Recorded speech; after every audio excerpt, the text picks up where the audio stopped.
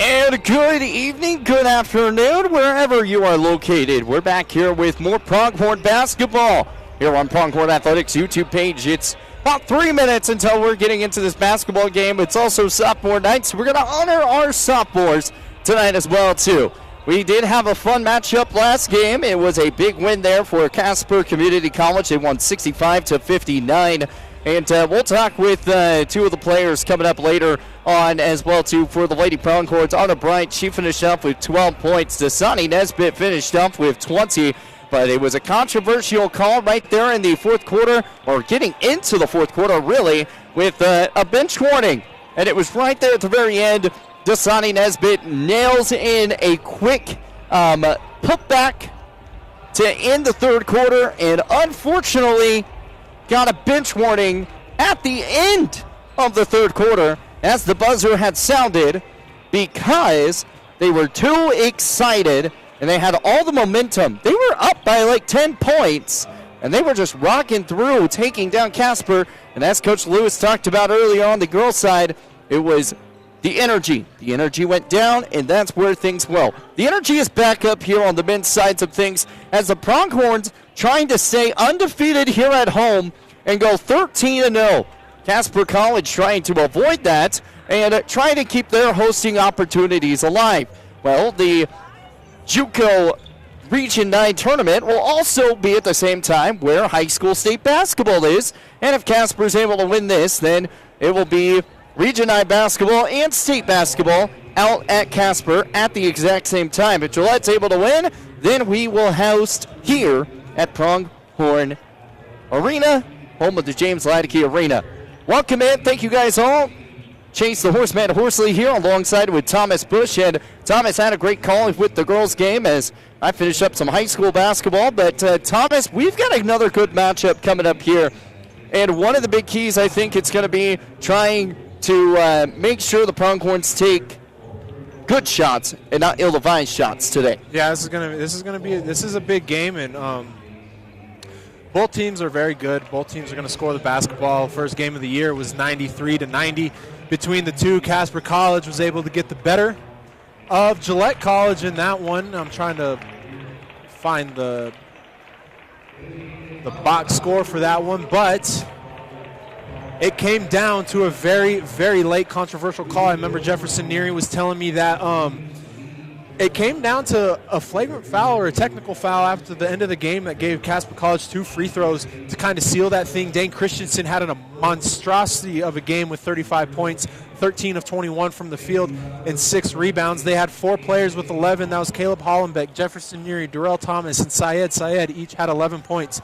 Malik Moss, Ali Sacco, Javon Nesbitt, 2 points apiece. That was one of Javon's not-so-good games of the year. And then Andrew Fuquay, one of the leading scorers for Gillette, 7 points. So he's going to look to get his get back in this one. For on Casper's side, they're led by Stephen Osai with 22 points. Abdul Bashir had 16. Ethan Canary had 12. And then outside of that, everyone else was in the single digits. The biggest key for tonight for Gillette College is to contain the 26 points per game that Abdul Bashir averages because the sophomore guard is extremely good. He takes about 20 shots a game. So he's going to be the guy that's shooting the ball a lot because he is the offense. But here's the reason why.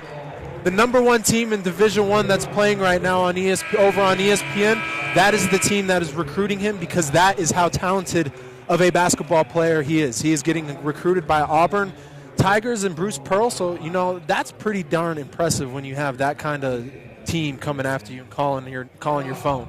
Absolutely.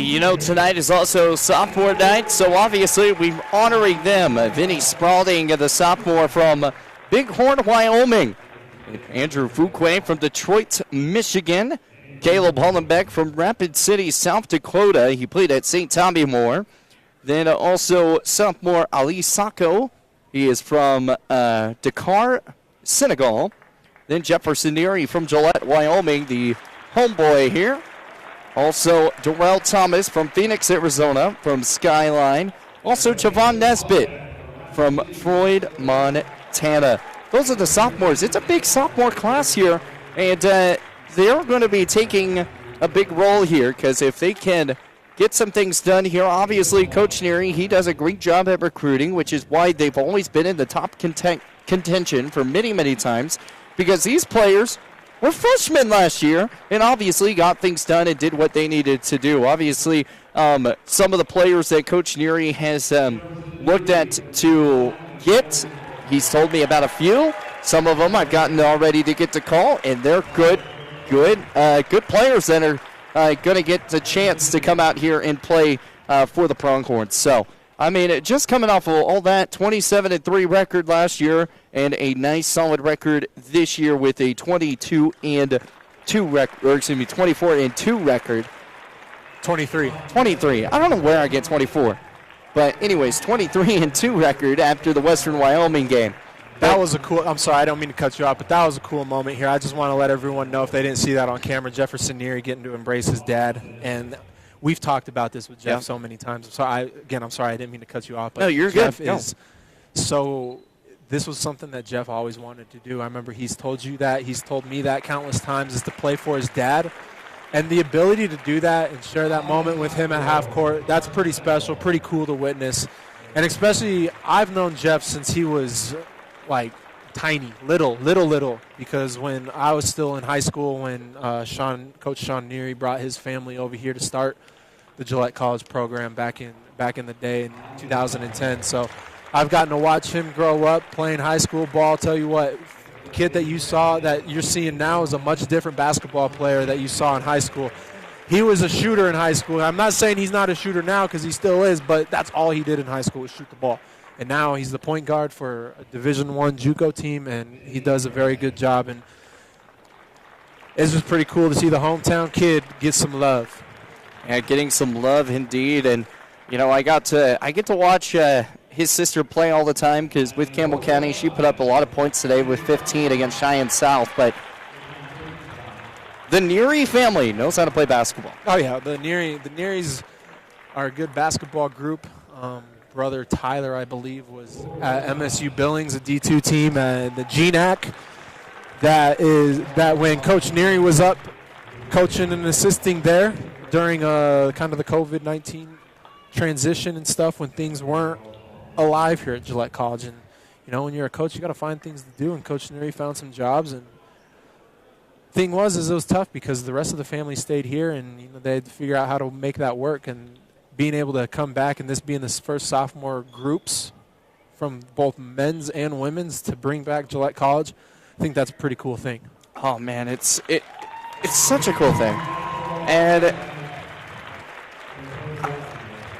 you kind of get lost for words on sophomore night. It's just, a lot of times it's hard. Gillette College, though, this is a big game for them because they're chasing their first Region 9 championship since 2017 when they were back-to-back champions. So this game is going to – if they win this game, it helps them set off in the right foot for that as we are turning to the national anthem.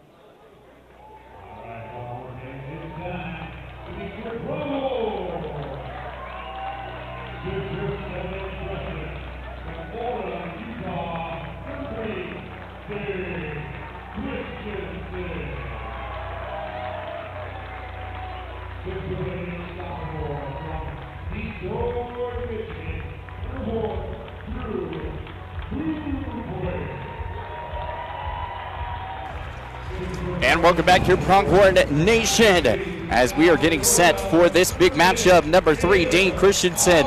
Number 4, Drew Fuquay. Number 10, Caleb Hollenbeck. Number 12, Jefferson Neary. Number 23, Terrell Thomas. That's going to be the starting 5 here for the Pronghorns. And for the Casper College Thunderbirds, it's going to be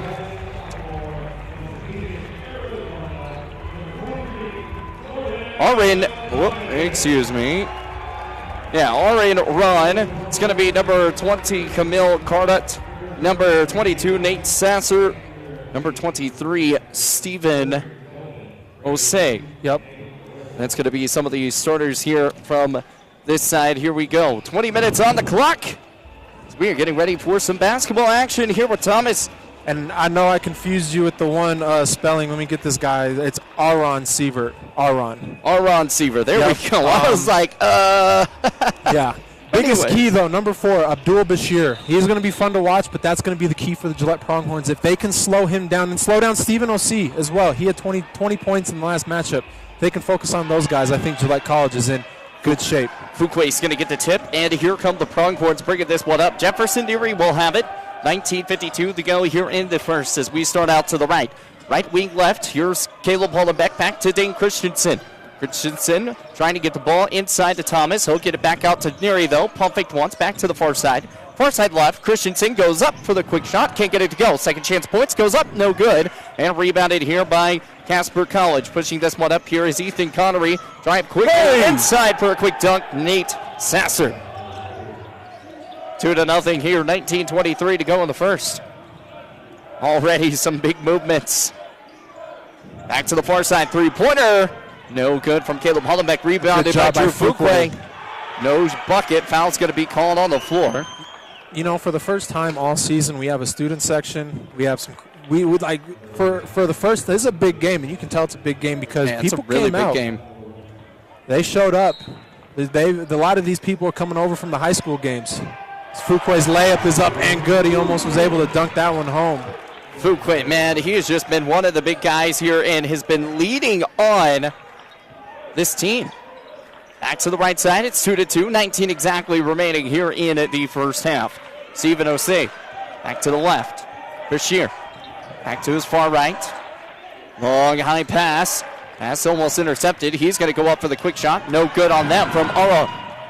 So here comes Fuquay, and a chance to take the lead here for the Pronghorns. Terrell Thomas driving inside, using his body, and boom, baby, he takes the lead. It's a good move there by Terrell Thomas against this bigger Stephen Osei, the 6'10 freshman from Toronto, Canada. Great job to avoid the long stretch wingspan. Here we go, Bashir. He's going to shoot the long three. It's good. There's a reason why he is being picked up by Auburn. 5-4, 1-point game here. Jefferson Neary to his right side. Right to the top, using his body. Body to the left. Inside pass to Gray. Christensen. And a quick foul. He's going to go shoot 2 at the line. It's a good back cut there by Dane Christensen. Good pass by Jefferson Neary.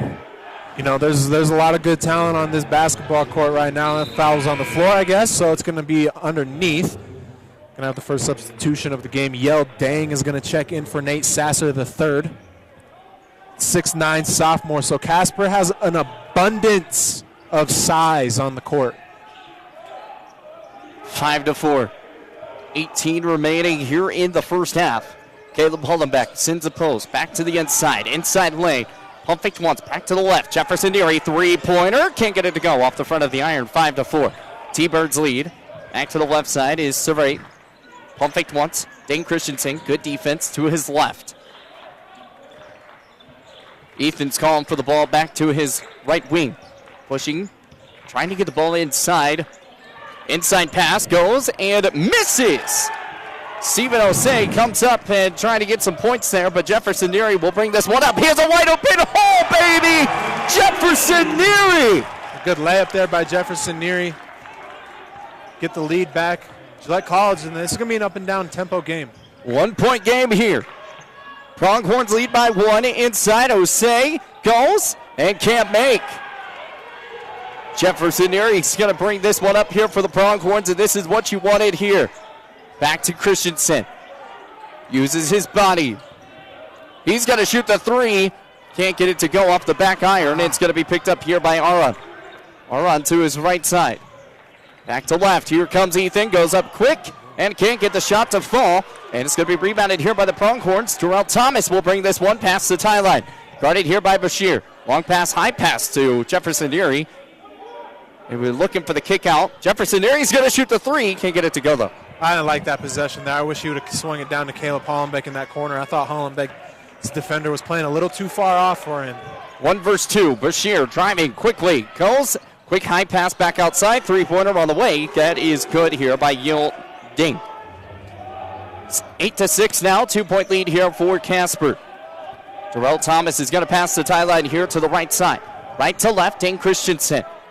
Terrell Thomas to his left side as well, too. Hollenbeck back to his left.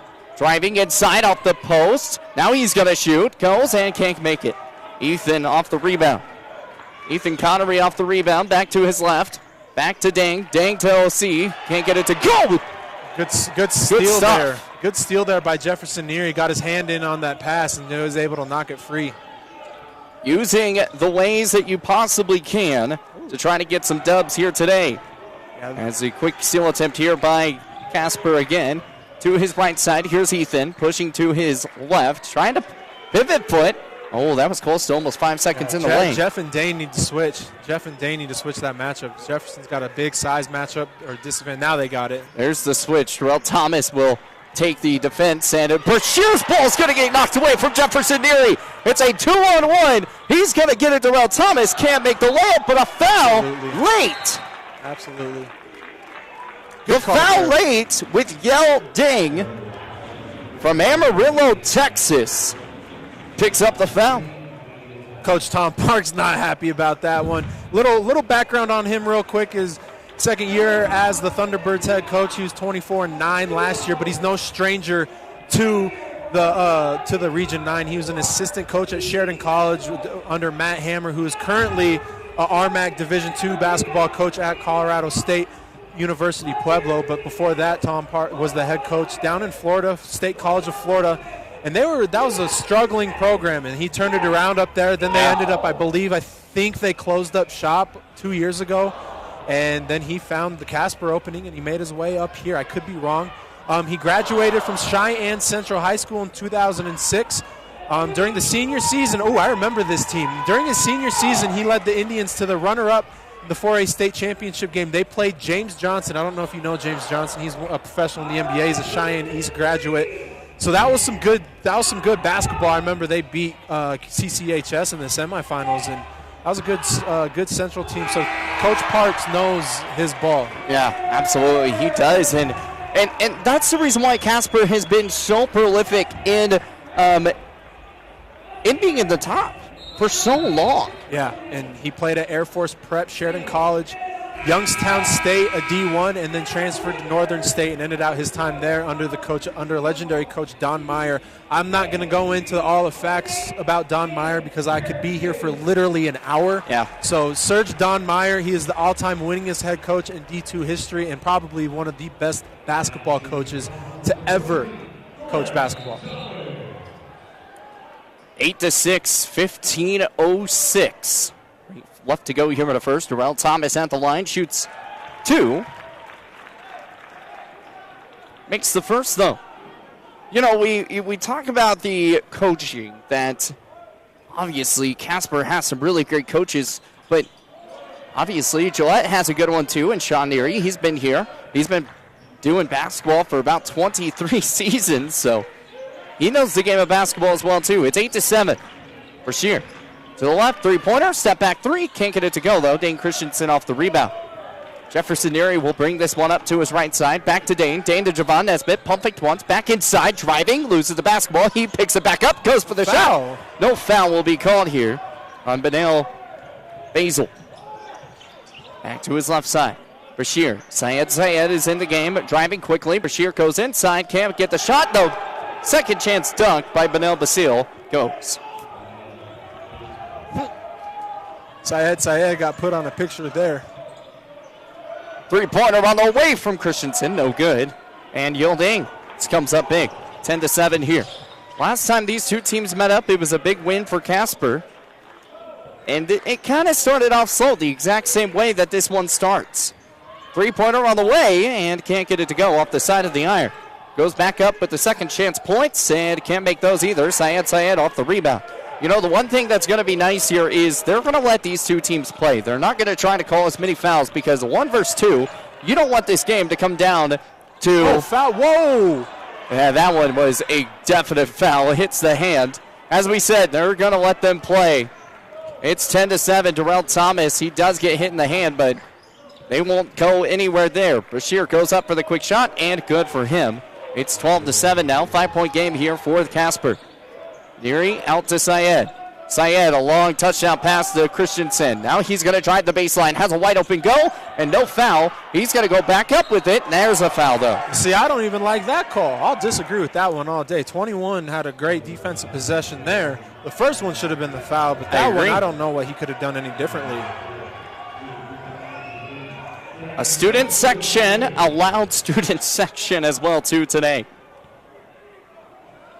I don't like how this official's treating Coach Parks right now. He's not coming over to talk to him. And as an official, you can't hide like that. Yeah, you cannot. He's standing here at half court. He won't even, and Coach Parks like, hey, can you come talk to me? He's like, no, I'm not. Like, come on, dude. Just go talk to him. He's trying to ask you a question. Yeah, he's not trying to do anything malicious. He just wants to talk.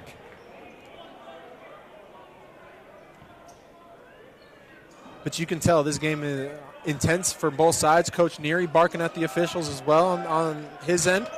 Both teams want this one because they know exactly what's at stake. Oh, yeah, absolutely. Little horns action here for Casper College. Back to the far side. Here's Ethan.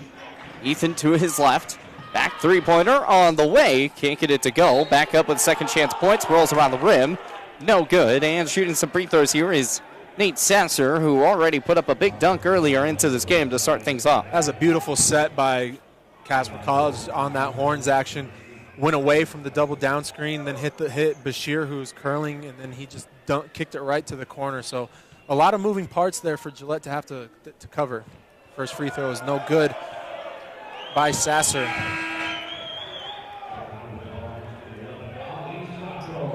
Ali Sacco comes into the game.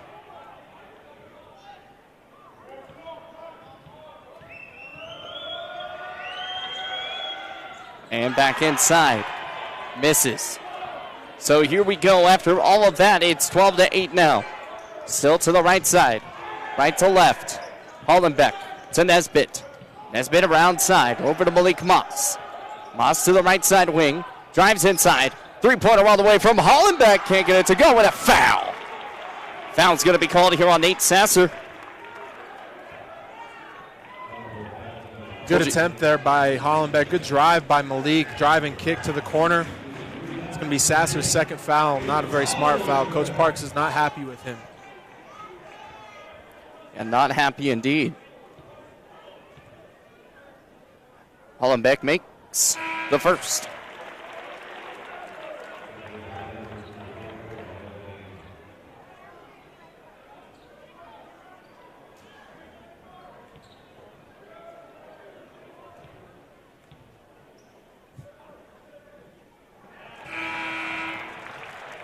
Makes the sec.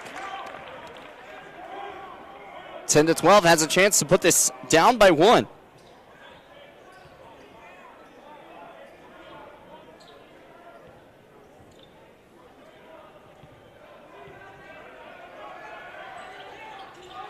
For a shooter like Hollenbeck, that is exactly what he needed there. Gets 3 easy attempts to get his shot right.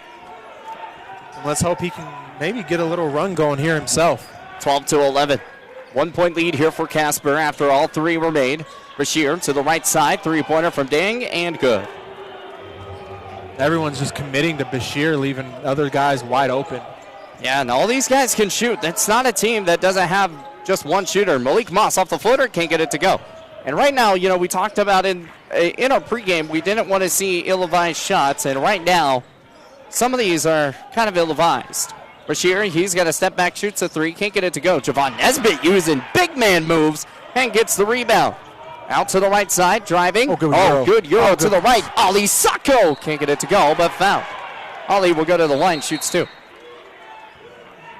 Ali just needs to jump right through the defender. Don't worry about the contact there, but he's going to go to the free throw line to shoot 2. Javon Nesbitt, good job creating there. They need more of that, though. We need more attacking to the rim. So we're like you said, we're just kind of some possessions settling for 4 shots. Forcing shots indeed. 15-11 to score. Also want to thank Powder River Construction. Thank you so much for being a great sponsor of today's sophomore night.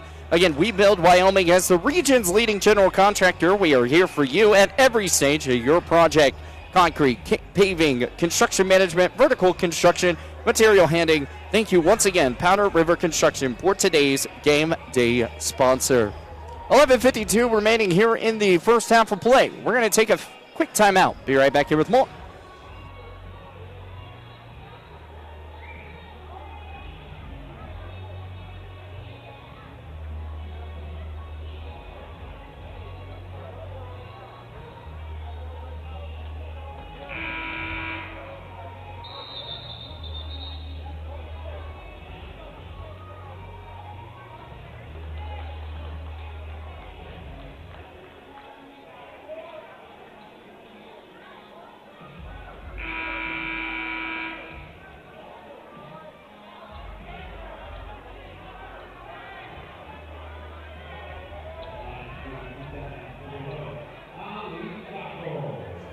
Ali Sacco to the line. 15-11 to score. 11:52 here in the first half.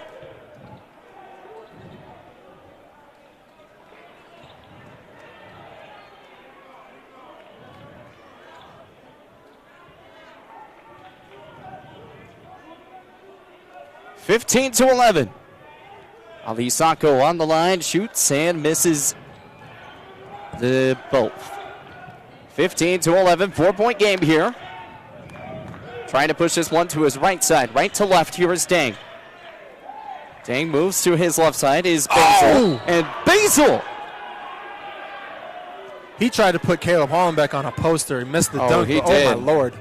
That was... Whew. That was a little scary. He wanted to send a picture-perfect type of photo to the newspaper and posterizing, but did not do it. Benil Basil makes the first. He's a freshman, 6'8", from Canada. Once again, only a few... There was a little bit more United States people in this roster than there was for the girls' game. Has missed the second. So it's a 5-point game here. 11:33 to go here in the first. Caleb Hollenbeck to his right wing. Right wing to left. Moving to Christensen to the top of the key. Driving inside. Back to Fuquay. Fuquay at the corner. Driving quickly inside at the pronghorn inside logo with the pronghorn. Left side. Three-pointer on the way. No good. Rebounded by Trevon Nesbitt. Having some trouble using his body inside the Fuquay. Can't make the shot, though. 16-11. A 5-point lead here still for Casper. Back to the right side. Brashear. Brashear to the left and kicked it out to his left side. No three-pointer was good. Ethan goes up off the shot. No good there. A good defensive possession here. It's a 2-on-2 break. Dean Christensen tries to go. He's fouled hard. Gets nailed in the arm. That ball goes all the way out to the stands, but it's still 16-11, a 5-point lead here for Casper. Once again, thank you so much to Powder River Construction. Thank you so much for being a great sponsor here at Pronghorn Athletics.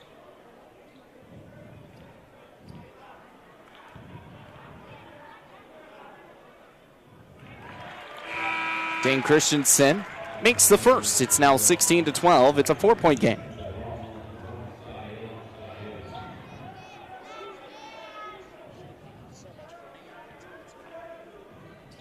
(16-12), 10:50 left to go here at the first, and it makes both.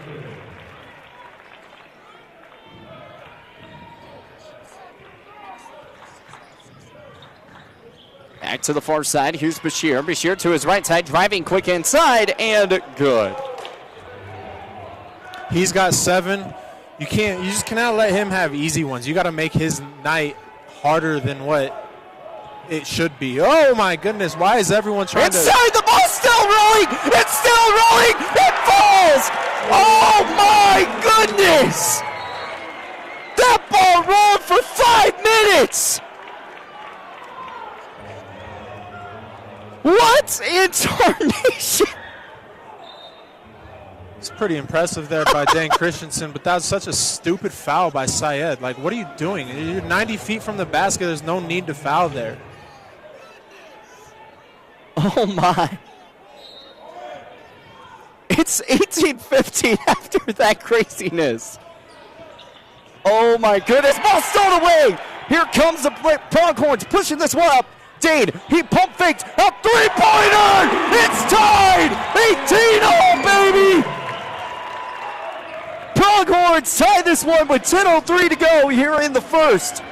Back to the side. Bashir. Bashir to left. 3-pointer. Can't get that to go. Rebounded here by Jefferson Neary. He's got it. Long pass to Hollenbeck. And boom, baby.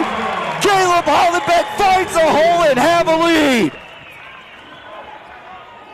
7-0 run here by Gillette College. Got the life back into this gym as the fans are now into this one. Back to Tang.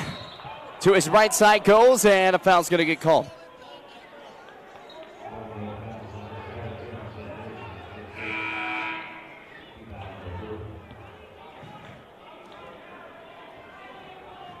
Turning down the mic. I'm speaking at some high levels here.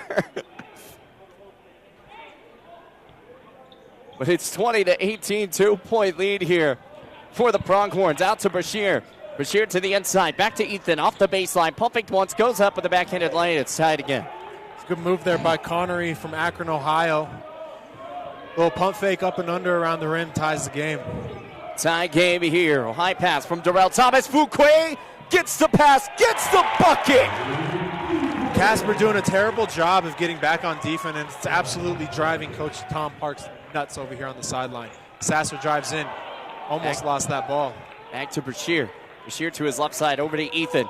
Ethan to his right, 3-pointer on the way, and good here by Aron.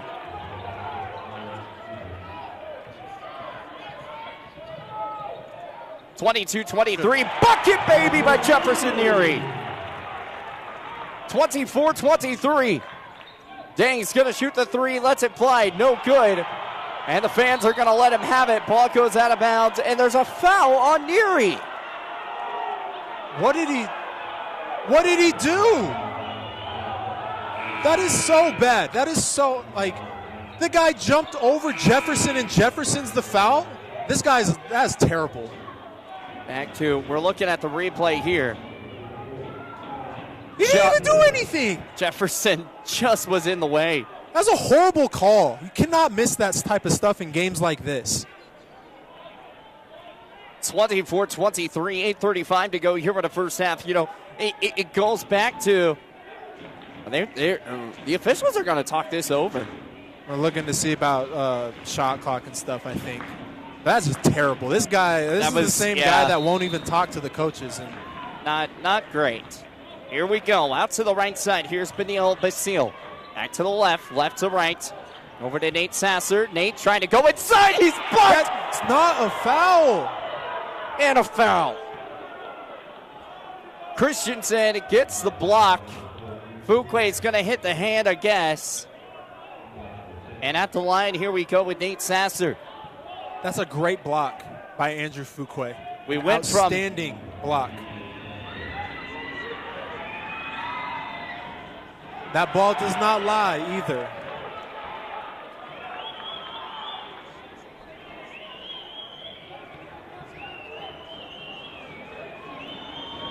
24-23. My goodness. He makes the second, but he didn't make the first, so as we talked about, ball is on line. 24 all now. Dane Christensen driving inside. He's going to try to not get in. Out to the right side. Here's Ethan. Ethan to Rowan. Goes for the quick lay, and good shot here for Nate Sasser. 26-24. Inside pass to Christensen. He gets 2 points. We're tied again, ladies and gents. 7:57 remaining here in the first. 26 all. Back to Bashir. Bashir to his left side wing. Over to Ben Sale. Three-pointer on the way, and no good. Rebounded here by Ben Sale, though. Bashir wide open. He's going to drive inside. Back left. Three-pointer on the way, and that one is good by Aaron Servat. 29-26. Caleb Hollenbeck to the top. Top to left. Back to Hollenbeck. 29-26. Three-point game here. Pronghorns down by 3. Lead changes have been pretty crazy. Javon Nesbitt driving inside. He's going to shoot. Oh, no, he passed inside the Fuquay. Good dump down there to Drew Fuquay by Javon Nesbitt. Great finish. 29-28. It looks like he was shooting that, but he finds the quick pass to Fuquay.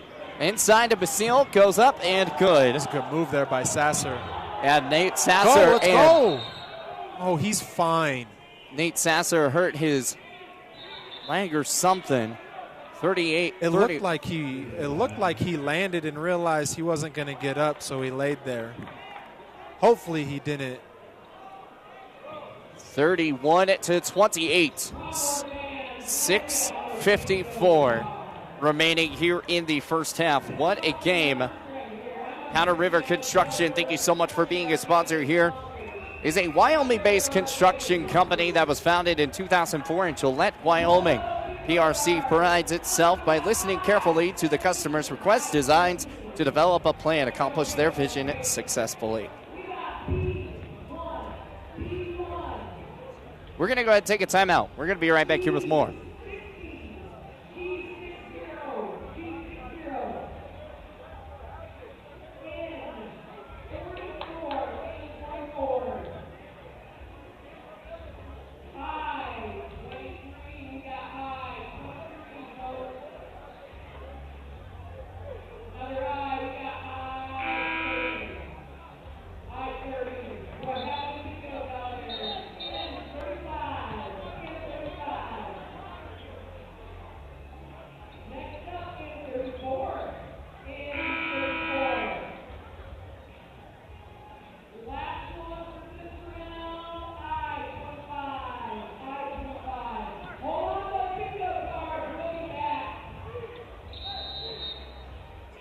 And welcome back here. Pronghorn basketball here. It's 31-28, three-point ball game. Back to his left side. Christensen back to his left. Driving quickly inside. Goes for the quick lay. It's good. 1 point game. 31-30. 6:41 to remaining here in the first. And Thomas, obviously the Pronghorns trying to keep their momentum going. But what do they need to do defensively right now? Been big three-pointers that have kind of switched how this game is. And here's a big three. They just gotta. Defensively, this is what they've been doing a good job. I think Casper's just hit a couple good shots. They just need to limit their amount of shots. Try and limit the offensive rebounds. 31-30, 6:26 left to go. 17 fouls to 17 fouls, so both teams in the bonus now. So now it comes to the chance of you got to make your free throws. It's a super packed house out here. If you haven't heard how loud this place is, it's loud. Very loud tonight. Javon Nesbitt makes the first. He gets one more.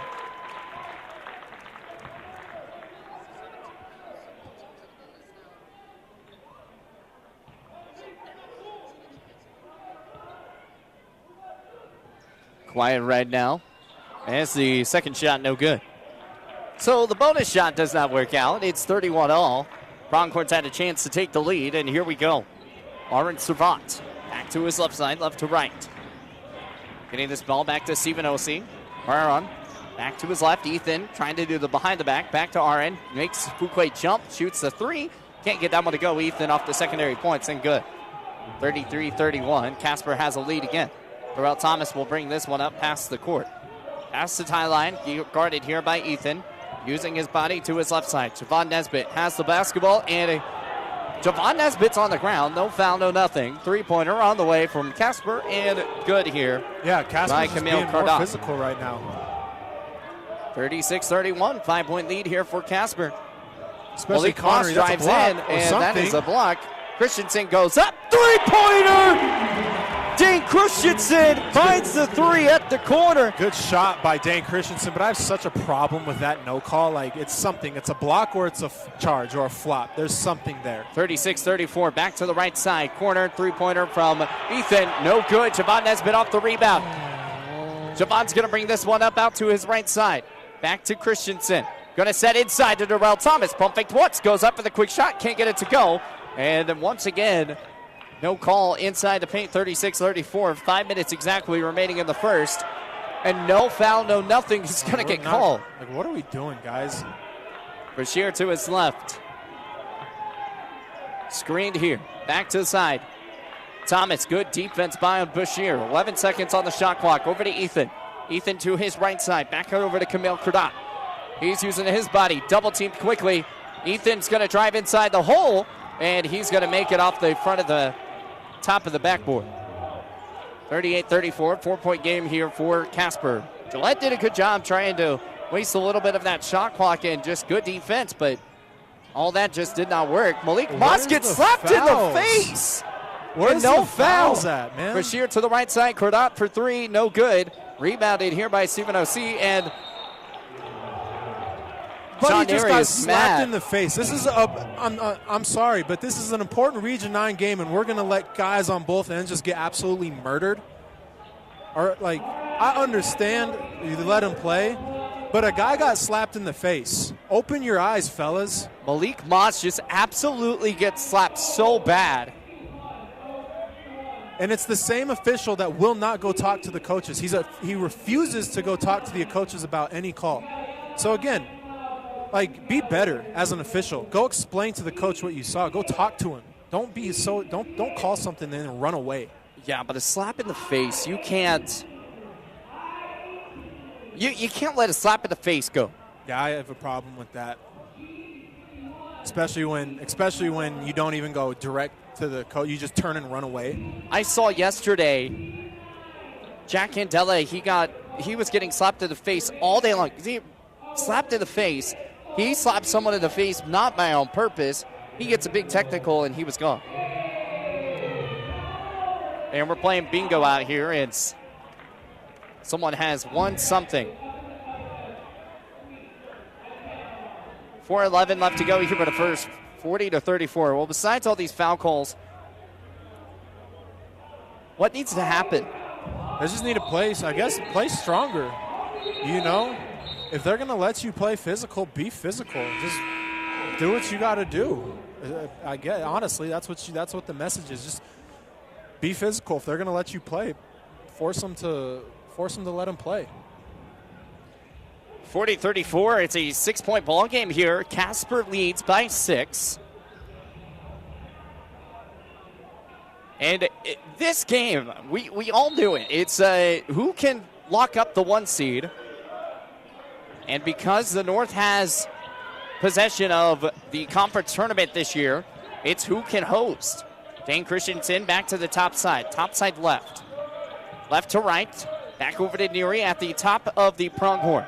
Pronghorn over to Caleb Hollenbeck inside, trying to get it to Fuquay. A good possession, but a foul is finally going to get called inside by Benel Basile. Stephen O.C. Osai. He was holding Fuquay and not allowing him to get that catch. But you can't do that. Fuquay at the line. He's going to shoot 1 as of now. If he makes, he gets a bonus. And he gets a bonus. One more foul on the T-Birds, and the Pronghorns are in double bonus, sitting pretty good with that. Yeah, both teams will be shooting free throws, though, from here on out. And 351 free throws are a big thing. Fuquay makes both. Fuquay right now has 8 points on the game. The person leading for the Pronghorns right now is 15 points with Dane Christensen, and Caleb Hollenbeck will get called on a foul. Oh, my God. He didn't even touch him. He really didn't even touch him. He ran right by him. Bashir just lost his footing on his own. The official that's sitting in the center, obviously the one that you said's not talking to people, Coach John Neary went to him, and he was like, dude. He was just like, I know. So, we'll see. Does the ball lie? It does not. Bashir misses his free throw. It's 40-36. A 4-point lead here for Casper. Out to the right side. Here's Jefferson Neary. Back to Caleb Hollenbeck. Hollenbeck to his left wing. Inside. Over to Fuquay. Using his body against Stephen Ossie. Inside to Syed. Goes up. It's blocked. Body's on the ground. Dane Christensen trying to get the basketball. And a jump ball's going to get called. It'll go towards the T-Birds. If you're Syed, you got to recognize you're in the trees there and you got to go pump up. Fake. You got pump fake, go fake up, and go draw the foul. Once you pump fake, then go up. 40-36. The game's so big that everyone's in it. We've heard Pronghorn chants. We've got a full student section today. The fans out here, obviously, there's a track meet going on. So if you're done with the track meet, they're coming over here. We have fans in the nice suite section. We have fans on the other side, or on both sides, and even over here in the middle. This is the most this place has ever been packed this year. And just think, if the Pronghorns are able to host a conference tournament, you guarantee this place will be sold out. 40-36 the score, 3:19 left to go. Back to the right side. Bashir to his top. Top to left. Guarded by Syed, pushing inside. Back out. Bashir's going to shoot off the free throw line. No good, What? and a foul. What? We're shooting two? That's on the shot. He saw that from the baseline? Oh, my Lord. Oh, my God. He saw a foul from the baseline that through 5 people. That's egregious. I'm sorry, but that is egregious. That is horrible. And to call it 4 seconds after the play even happened, we had the rebound. I'm going to tell you right now, if we don't see a technical foul in this game, I will be shocked. You can't call petty stuff like that, especially when you've let them play all game. You let guys get hit in the face, and then you're going to call a petty slap like that? 40, he hit him. 42-36. Syed's going to bring this up to the right side. Right to left, he's on the ground. He's going to not pick up the ball. Dane Christensen's going to get it. 3-point, no good. And he was out of bounds, but Fuquay's going to get the steal. Driving quickly, goes up. No foul. Christensen back up with a shot, no good. Ball's on the ground again, and another jump ball is going to get called here. This is terrible, dude. A timeout gets called in time by Casper. It's 42-36. And you've said it. We've said it. We're going to cool our chills for a moment. Powder River Construction, again, thank you so much for being our game day sponsor here for Sophomore Night. Powder River Construction provides practical recommendations with solid building materials, from focusing on existing soils to solid foundation to building structures to withstand the Wyoming weather, to what is inside the structure to accomplish the customer's request. Powder River Construction, serving families of Campbell County for over 60 years. You know, if this crew goes into halftime thinking that's the best half, that's one of the better halves they've ever reffed in basketball, they're sorely mistaken. They have no control over this game. Zero. I don't even know what a foul is anymore at this point. You got guys get hit in the face, and then on one end you breathe on a guy, and it's a foul. So yeah. I hope in the second half we see a different style of officiating, because this is too big of a game for it to be like this. 42-36 the score, 2:41 to go. Here brings up is Ding. Ding to his left side, over to Bashir. Bashir trying, the ball's going to get tipped away. Fuquay has the ball. Syed with the steal. He has a one-on-one break, goes upward, it's blocked. The put back by Dane Christensen. Fuquay. A big play there, 42-38. You know, if you're Syed, you know he's going to block that. Should have pump faked and let him go by. Ethan to the left. Good defense by Good D. Hollenbeck. Over to Bashir. Bashir to his right side. Back to Dang. Dang inside off the elbow. Back to the hash mark. Over to Aron. 10 seconds on the shot clock. Bashir to his left. Screened there by Dang. Dang. Bashir having some trouble getting it inside to Ethan. Ethan goes up, and a foul's going to get called here on Fuquay. First of all, that was on the floor. It was the right call, but it was on the floor. Foul should be on the floor. Shot should not have counted. But this guy still, this is bothering me, dude. Normally officials will go stand by the coaches. This guy refuses. He just goes and stands at half court, like in the center.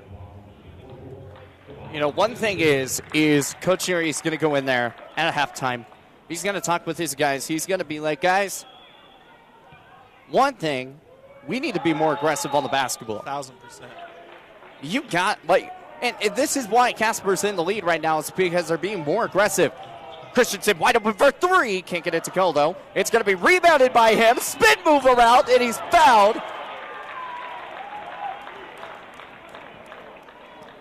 Heel Dang. It's going to pick up the foul. Talking to the official about just watching the push in the back there on those rebounds. He did get touched a little bit, but him doing that, getting that tip on the ball was the biggest reason why Dane Christensen was able to get that. And that's one thing that Gillette College needs to do more of. They need to send Malik Moss needs to go in and use his ability to jump and try and tap that ball out, try and create extra possessions for them around the rim. 45-40. Dane makes both. 1:37 to go here in the first. You know, if you can try to get this lead cut down to maybe by 2 going into halftime, you're feeling really good if you're Gillette. Ball goes up. It's blocked. And we're with another foul. Foul's going to be on Darrell Thomas. That's going to be his first. You guys are ruining a great game.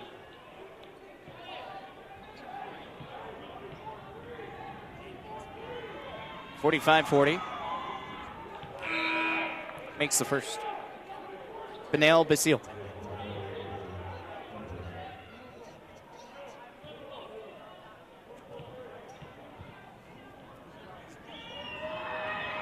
And the second shot, good.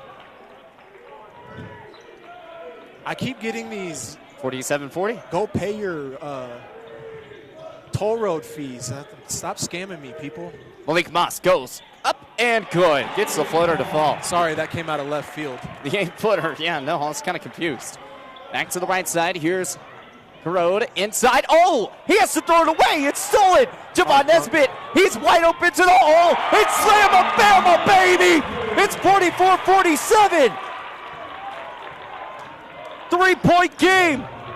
Bashir drives inside. He misses. It's picked up. The Pronghorns have the basketball, bringing this one up out over to Christensen. Syed wide open for three. Lets it go. Can't get it to go off the front of the iron. Bashir brings this one up. That was a good look in transition. 47-44. Back to his left. Here's Garrod. Inside, here's Basil. Basil loses the basketball off the sideline. He saves it. 6 seconds on the shot clock. Back to Camille. Camille using his body. He's going to shoot the two. Can't get it to go. And it's shot clock violation. And it's Pronghorn basketball. Foul on Ethan Connery. He threw Darrell Thomas to the side. I mean, that was good. Good box out by Darrell Thomas, so he'll go to the free throw line to shoot two here, so that's big. So shot clock goes off, and if the foul didn't get called as well, too, but it hit the front of the iron, so it really wouldn't have been a shot clock violation. But the foul, though, that's huge.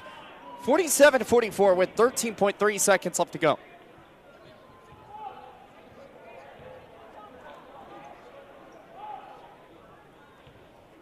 (47-44), 13.3 seconds to go. Thomas misses the first.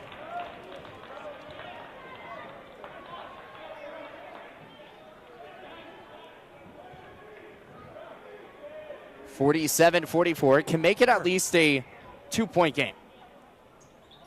And bounce out the front of the iron, and it's good.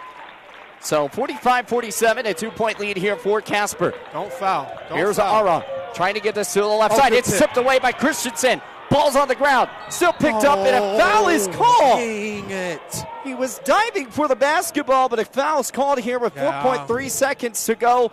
I agree. We've had a lot of dicey calls, but unfortunately that one was pretty there. That sucks. It's just, especially after the tip. It sucks because it's a loose ball situation. You know, everyone's trying to go for the ball, and it's the right call. Good call. Now look at us telling the refs good job.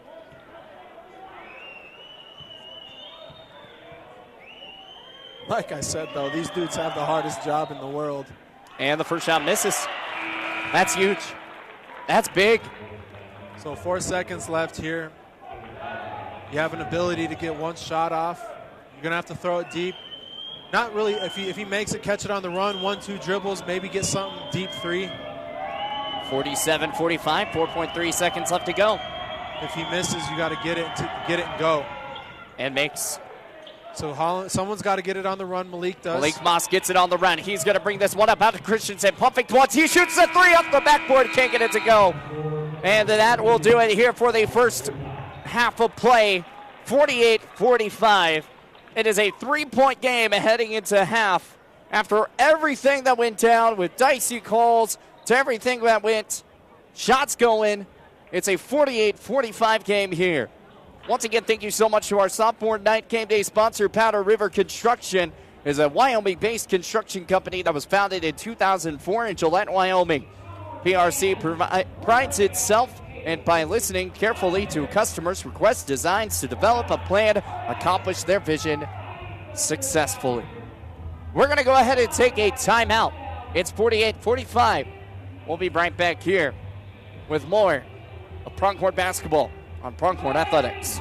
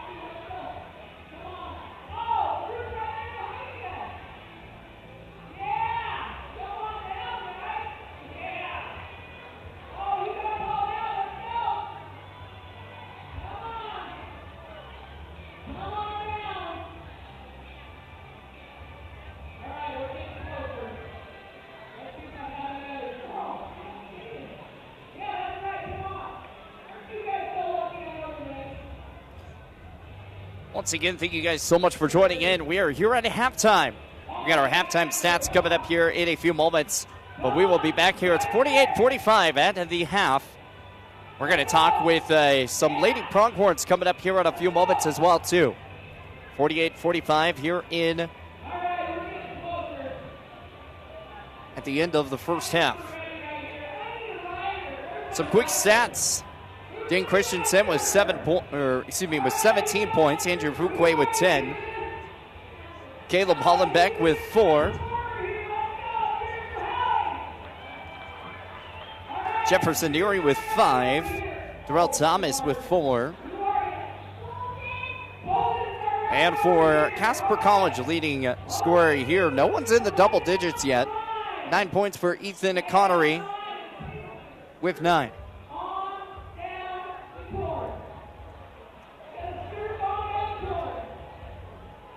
We're going to talk with Lady Pronghorns coming up here in a few moments. Stick with us. We have second half action of basketball going to be coming up here in about 12 minutes, so don't miss out. It's going to be a good call at the end of this. We'll take a timeout. We'll be right back here with more of Pronghorn Athletics.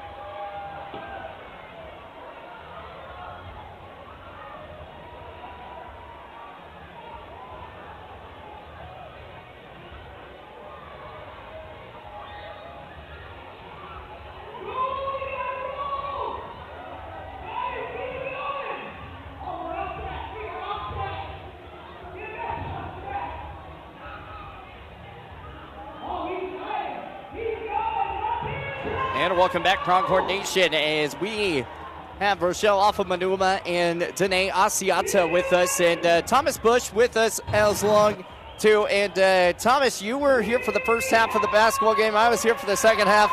I'm going to have you ask most of the questions today, so go ahead and take it away.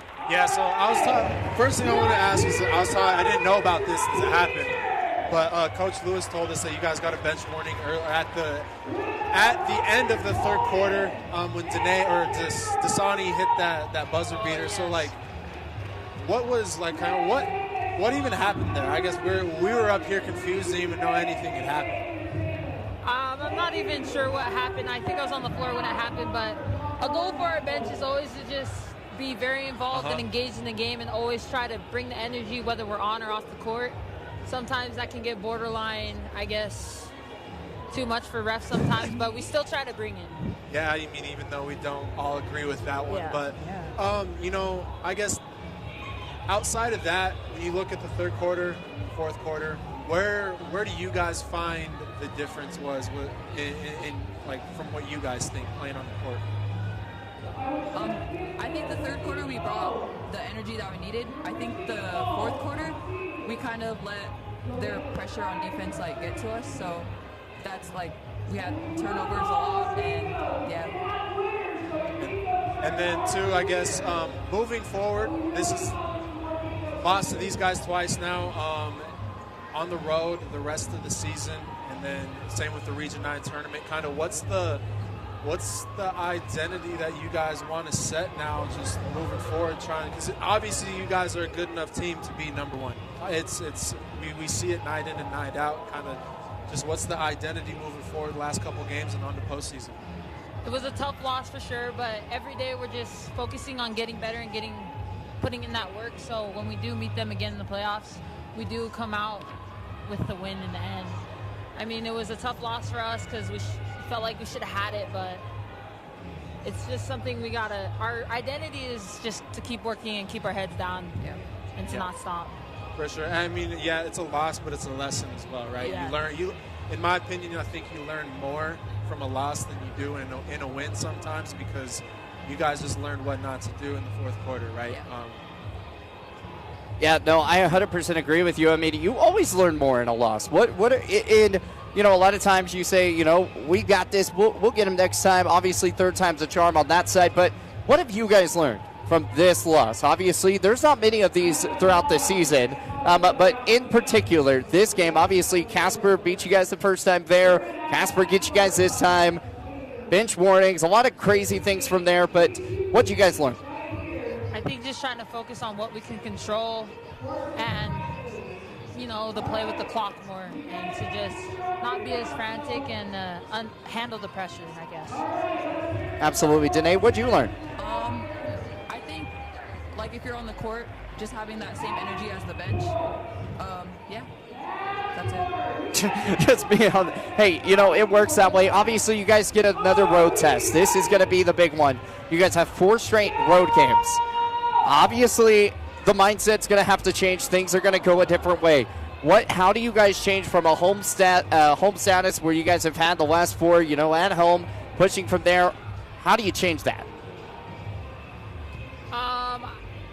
Road is a different beast, but I think after this loss, we're just going to keep coming back with more hunger to get better and just learn more on these road games. We know it's going to be tough, so there's just more opportunities for us to learn and grow as a team to prepare us for the playoffs in March. Yeah, preparing for the playoffs. I mean, I can't even talk today either. Well, your star leader obviously was Dasani Nesbitt, finished off with 20 points on that.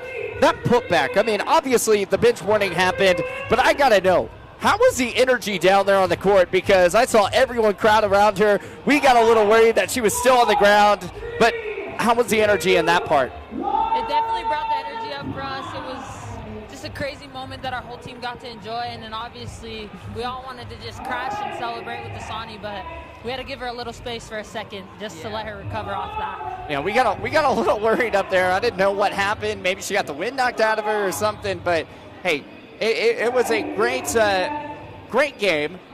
Just unfortunately not getting the job done, but that's okay. Now you guys get a nice little road test. I mean, you're still fighting for the 2 seed, which if you get the 2 seed, there's a bye game anyway. So the 1 and 2s get bye. So everything just keeps spoken on that. So once again, girls, thank you so much for coming up here, talking with us. Good luck for the next realm that you guys have to go against on this road test. Thank you. Awesome. Once again, that's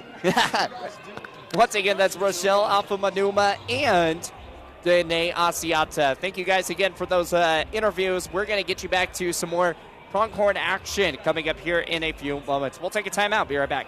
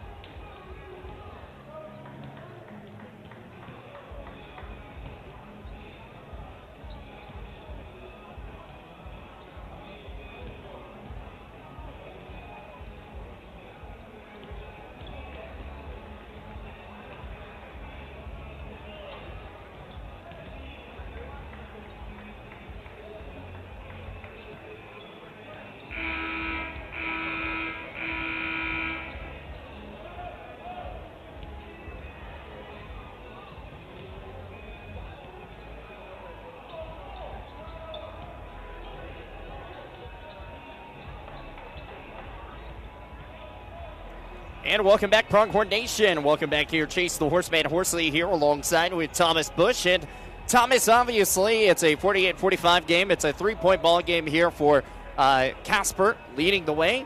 But what do you think? How do you think it goes? Gillette's doing a good job getting to the free throw line because that's really the one thing that's keeping them in this game. They're 13 to 19 at 68%. Casper College is 8 to 14 for 57%. But they're shooting 17 to 37 from field for 46%. Casper College is. They've made 6 of 17 from the free throw line.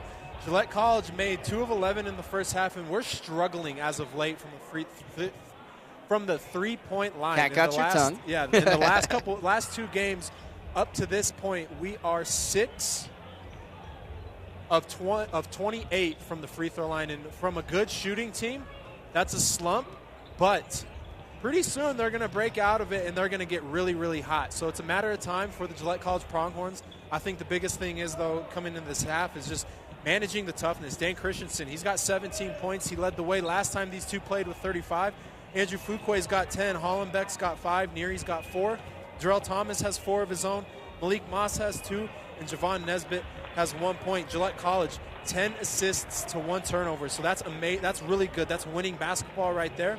They have 6 offensive rebounds, 22 rebounds total. But they are being out-rebounded by 7, 29 to 22 to Casper College, as they got 7 offensive rebounds. They have 7 assists to 5 turnovers. They're being led in scoring by Abdul Bashir with 9 and Ethan Connery with 9.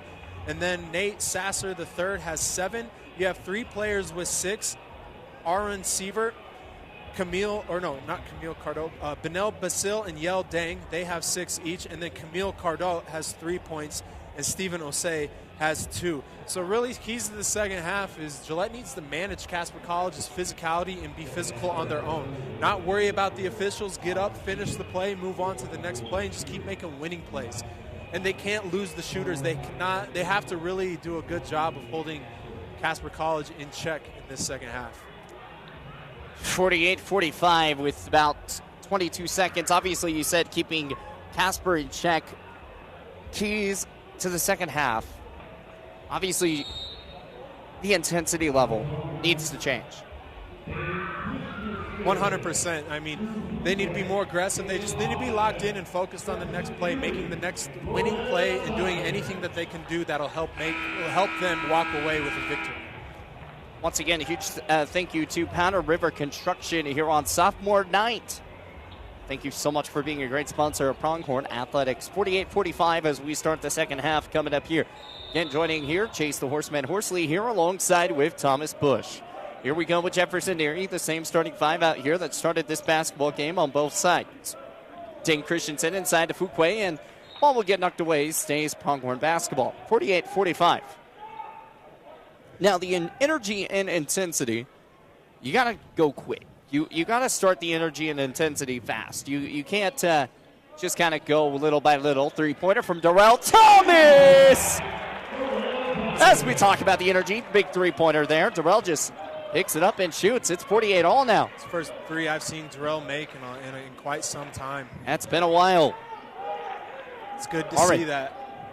Over to Basil. Trying to push this one inside. Nate Sasser goes and can't make the shot, but Basil is going to get the rebound and the putback. 50-48. 9:22 to go here in the second. Here comes Darrell Thomas to his right side. Jefferson Neary will bring this one back to his left. Back to Neary. Back to Christensen. Christensen to Thomas. Thomas drives inside, uses his body, can't make the shot, gets his own rebound, and goes back up with it, and a foul. I love what I'm seeing here right now out of the first 2 possessions from Darrell Thomas. Aggressive. We haven't seen this in a long time, and it's been a while. It's something that has been missed. I mean, truthfully, he is such a big part to this first 5 on this unit that when he's aggressive, it's going to open up so much more. It opens up a big chunk of change when you're able to be aggressive. And you get to the free throw line a lot faster as well, too, when you are aggressive. Darrell Thomas misses the first, but Thomas right now with 7 points. Obviously, we talked about it. Leading scorer Dane Christensen with 17. Fuquay with 10.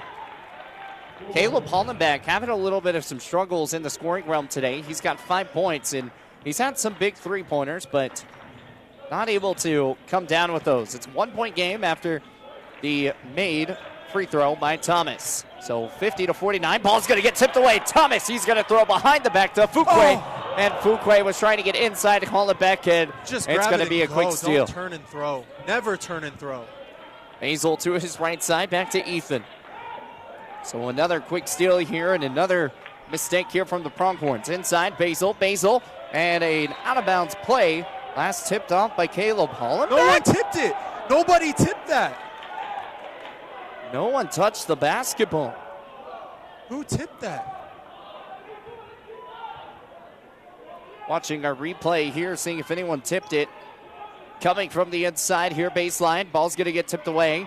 Ball goes back out of bounds. Oh, my God. They said Caleb Hollenbeck touched that. He wasn't even close. No one was close. 50-49, 18:33 to go here in the second half of play. Back to the far side. Far to left, over to Bashir. Bashir inside. Back to Basil. Basil inside. He's going to get knocked away. Good It's hands. stolen. Good defense here by Caleb Hollenbeck. Christensen Finish. driving inside. Goes with a finish, baby! Dave Christensen takes the lead here for the Pronghorns. Good job by Caleb Hollenbeck, pitch ahead. Good job by Dane Christensen. He's got 19. He leads all scores in this ball game. 51-50, Pronghorns lead. Bashir, long pass. Wide trouble. open here. Sassler decided not to take the three. He's going to try driving inside, gets the post in. Good. Good move there by Sasser. Yeah, it definitely was. 52-51, Nate Sasser. He is a sophomore from West Palm Beach, Florida.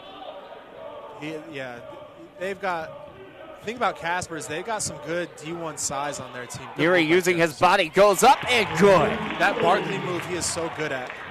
53-52. Here's Bashir driving. Trying to get the inside. Bashir, he only has 9. Make that still 9 as he misses that shot. Jefferson Neary, ball's going to get taken away as he knocks it out of bounds. Nate Sassler thought he had the quick steal, but it goes out of bounds.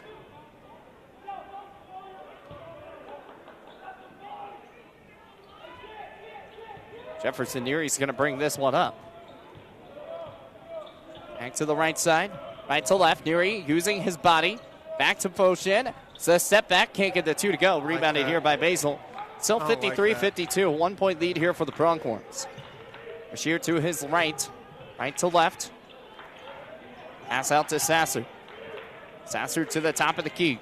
Using his body inside and can't get the shot to go. Oh! Ethan trying to get the putback. Yeah. As it is going to be Offensive goaltending. an offensive goaltending. Body's on the ground, 53-52. Ethan tried to get the putback points, but he did it a little bit too early. He got lucky there. I thought he got away with climbing up someone's back. Oh, no. Yeah, good call.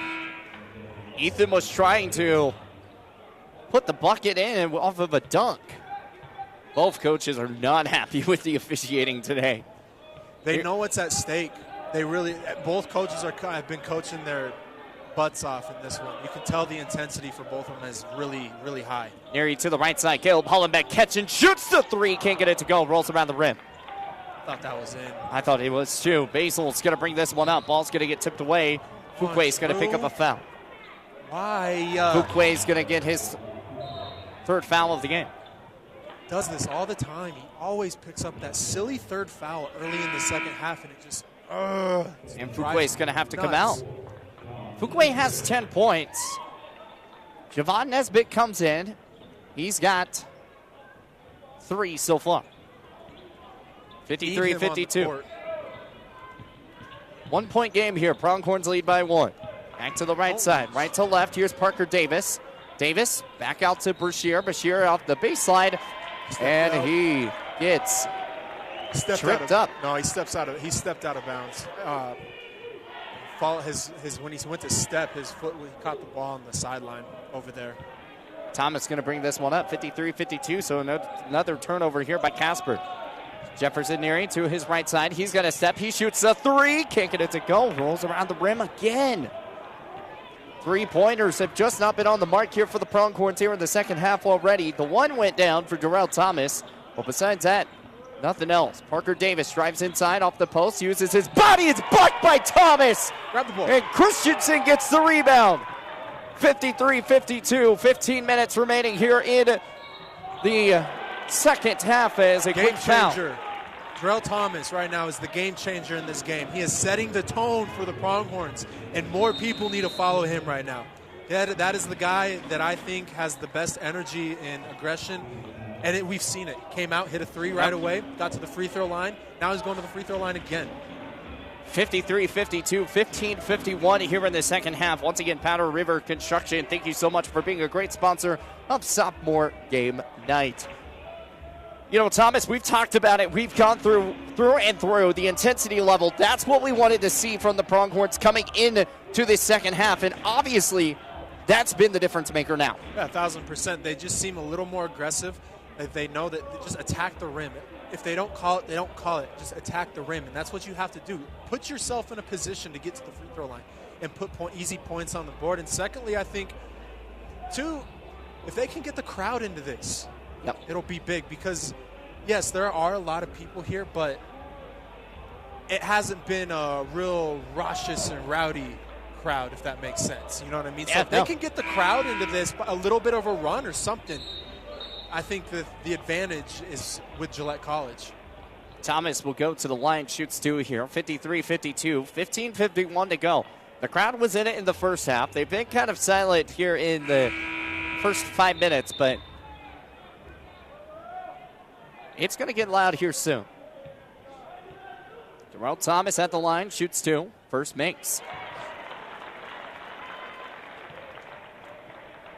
Thomas now has 9 points on the game. This is so good to see for him. He's been struggling. 54-52, bounce around the front, and good. It's a three-point ball game now here for the Pronghorns. Back to his left side, biggest lead for the Pronghorns of the night. Back to the right, 55-52. Back to Brashear. Brashear trying to get around Thomas. Back inside, driving. It's going to be tipped away by Caleb Hollenbeck. Good steal by the Pronghorns. And here comes Caleb. Back over to Thomas. Thomas, three-pointer on the way. No good. And it's going to be rebounded here by Casper. Parker Davis having some trouble getting past the line. And a quick pass out over to Basel. To his right side, Bashir. Bashir to his left. Crossing over. He's going to try to do a step back. Uses the hands. Parker Davis wide open for three. Lets it fly. It's good. Abdul Bashir's handle is so smooth. That hesitation cross was so quick. 55 all now. Caleb Hollenbeck pushing around. Back to the right side, using his body. Back to Thomas. Thomas trying to push inside to Bashir and can't make the shot. Thomas off the rebound. Caleb Hollenbeck wide open for three. Boom! 3-point bucket, Caleb Hollenbeck. Hey, what do you know? Darrell Thomas drives in, gets his own rebound, kick out, assist, and a rebound. His name is all over this second half. 55-58. Back to the right side. Don't be stupid. Having some trouble. Back to his left. Three-pointer on the way from Ethan and bounces off the side of the iron, off the front of the backboard, and no good. Don't get greedy and go for those senseless reaches. Javon Nesbitt driving inside, using his body, goes up, and he's fouled. Javon is hurt. Ankle. Get up. 58-55.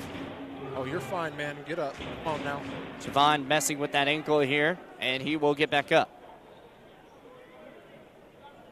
58-55 the score here. Syed looks like he may be checking in for Javon.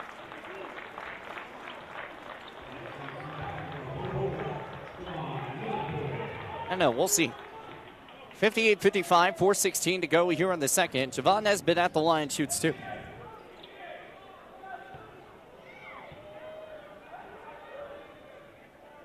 Bounces off the back of the iron, no good. Darrell Thomas is going to come out, so Syed comes in, and he needs to be that difference maker now. You need someone to take over Darrell Thomas's spot. It's a three-point game. Javon Nesbitt has a chance to make it a four-point game, and he does. 59-55, 14-16 to go here in the second half. Ethan's going to bring this one past the tie line, sets things up to his right. Back inside, big seal. Dane Christensen, good defense on him. Kind of got a little motion to his far right. Here's Sasser. Sasser using his body, spin moves, trying to get somewhere. Good defense by Javon. Back to Ethan. Ethan having some troubles, and he's going to get the ball tipped away from Caleb Hollenbeck. 4 seconds on the shot clock. He's trying to use his body, and there should have been a travel, and there's a foul! There's a travel!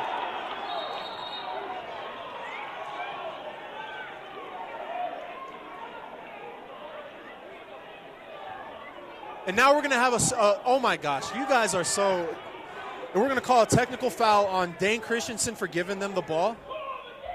This is terrible. This is absolutely terrible from this crew right now. Terrible from this crew. Region 9. That just cost 2 techs. Region 9 needs to look at this. This is terrible. You cannot be this bad in this big of a game. It's horrible. The refs better look at this, and they better go to review because horrible. Dane Christensen literally just gave them the basketball. There was no malfunction for anything. They're going to review this. Horrible.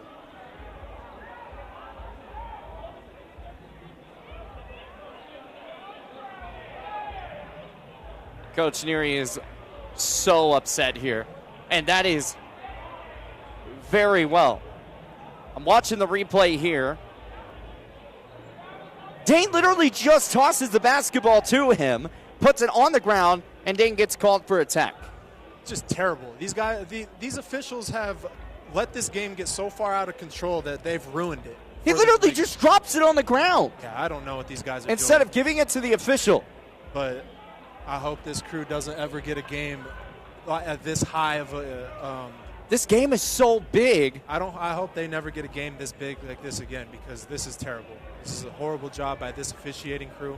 59-55, you know, and they're calling it. It's a technical foul.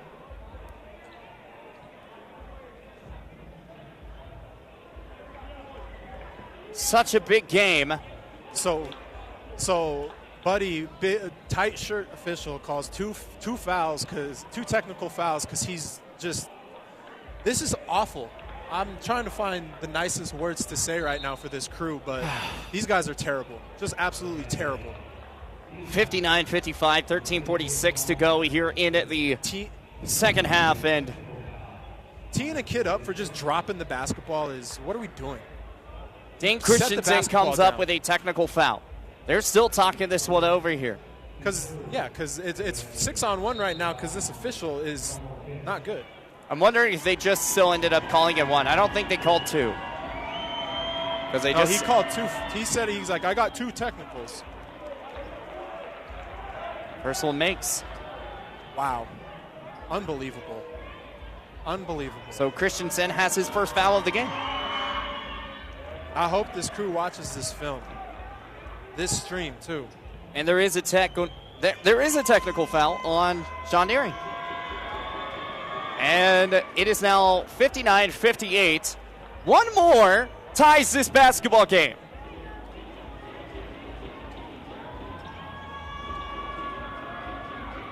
And makes, hey, look, we have a tie game. It's because the official on the far end over there decided that he wanted to just take over and make it all about him and just say, hey, guys, look at me. Oh, look, and we still haven't had our free throws yet. Yeah, this is. So now we've got another set of free throws here. So this is 6 points, possibly. A joke. There's 5. And guess what? The same type of stuff happened in Casper at the end of the game. Terrell Thomas is going to come into the game. Absolute joke. I don't think Sean Neary got a tech because he's still able to stand. So I don't know who the other technical foul was on. If you get a tech in college, you're not seatbelted. That's only a high school rule. Oh, okay. Well, then he got a tech still. It's 61-59 after 6 points from free throw. Javon Nesbitt moves to his right side to left. Back out over to Neary. Neary spin moves around, goes inside, tries to get the pass out to Hollenbeck, and a foul's going to get called here. Here we go. Since this guy that's reporting the foul decided to do what he did, now this game is just going to be so tight, we're not even going to get to watch basketball. 61-59. Inside lane, Javon Nesbitt comes up big. Good tie play game by Javon Nesbitt to go through contact. Here we go to the right side. Here's Nate Sassler. Sassler over to Behair. Using his body, goes up with the setback. It's good. 13-13 left to go here in the second. 63-61. Dane Christensen pushing inside, using his body, goes up. He's blocked. And it will go outside towards Pronghorn basketball again. 63-61, 13:07 to go here in the second half. You know, we talk about this. This game is so big that it can't come down to the officiating. It can't. Foul's going to get called here on the floor. It's going to be on Nate Sassler. Hey, guys, let's let him play, huh? I'd like to watch basketball, not Nate Sassler's going to come up with a foul. And that is going to be, I don't even know. Both coaches are not happy. It's 63-61. Three-pointer on the way from Hollenbeck, and he's going to the free throw line. Caleb Hollenbeck gets to go to the line. Now, Coach Parks, yeah, shoots three. Yeah, I guess, do you understand what I mean, though? It's just like you call that down there, those two techs in that foul, you've completely changed how you have to call this game now. Yeah, you know what I mean? The first 7 minutes of the second half, you're like, dang, this is a good basketball game between two top teams in the conference. And now things have changed. Now it's tight. Hollenbeck makes the first. You know, so that's four fouls. Okay, I'm sorry. But that's 4 fouls now on Sasser, and that's 4 fouls now on Dang. So they got 2 players with 4 fouls. That's crazy. And the second shot. Good by Hollenbeck. We're tied. You know, and we're not a crew that's going to be up here criticizing the officials the whole entire time, because that's not what we do. We literally just call the game how it is. But obviously, as we talk about, Region 9 should definitely look at this game and figure out what went wrong. But Caleb Hollenbeck will take the lead. It's 64-63. Good steal by Javon. Good steal by Javon. Three-point bucket. Caleb Hollenbeck. Three-pointer. There it is. The crowd 67-63. A 4-point ball game, baby. Coach Dunham trying to get the crowd up. Back to the right side. It's alive in Gillette Arena. But here to his right side, left. Back inside to Basile. Basile to Ethan. Ethan pushing around, driving inside, trying to get the basketball. It should be a jump ball. Bodies on the ground. Emotions are high. And it's a jump ball. Let's go. It's T-Bird basketball still, though. Let's go. The energy is here. That's what I love to see. The energy is hype. It's loud.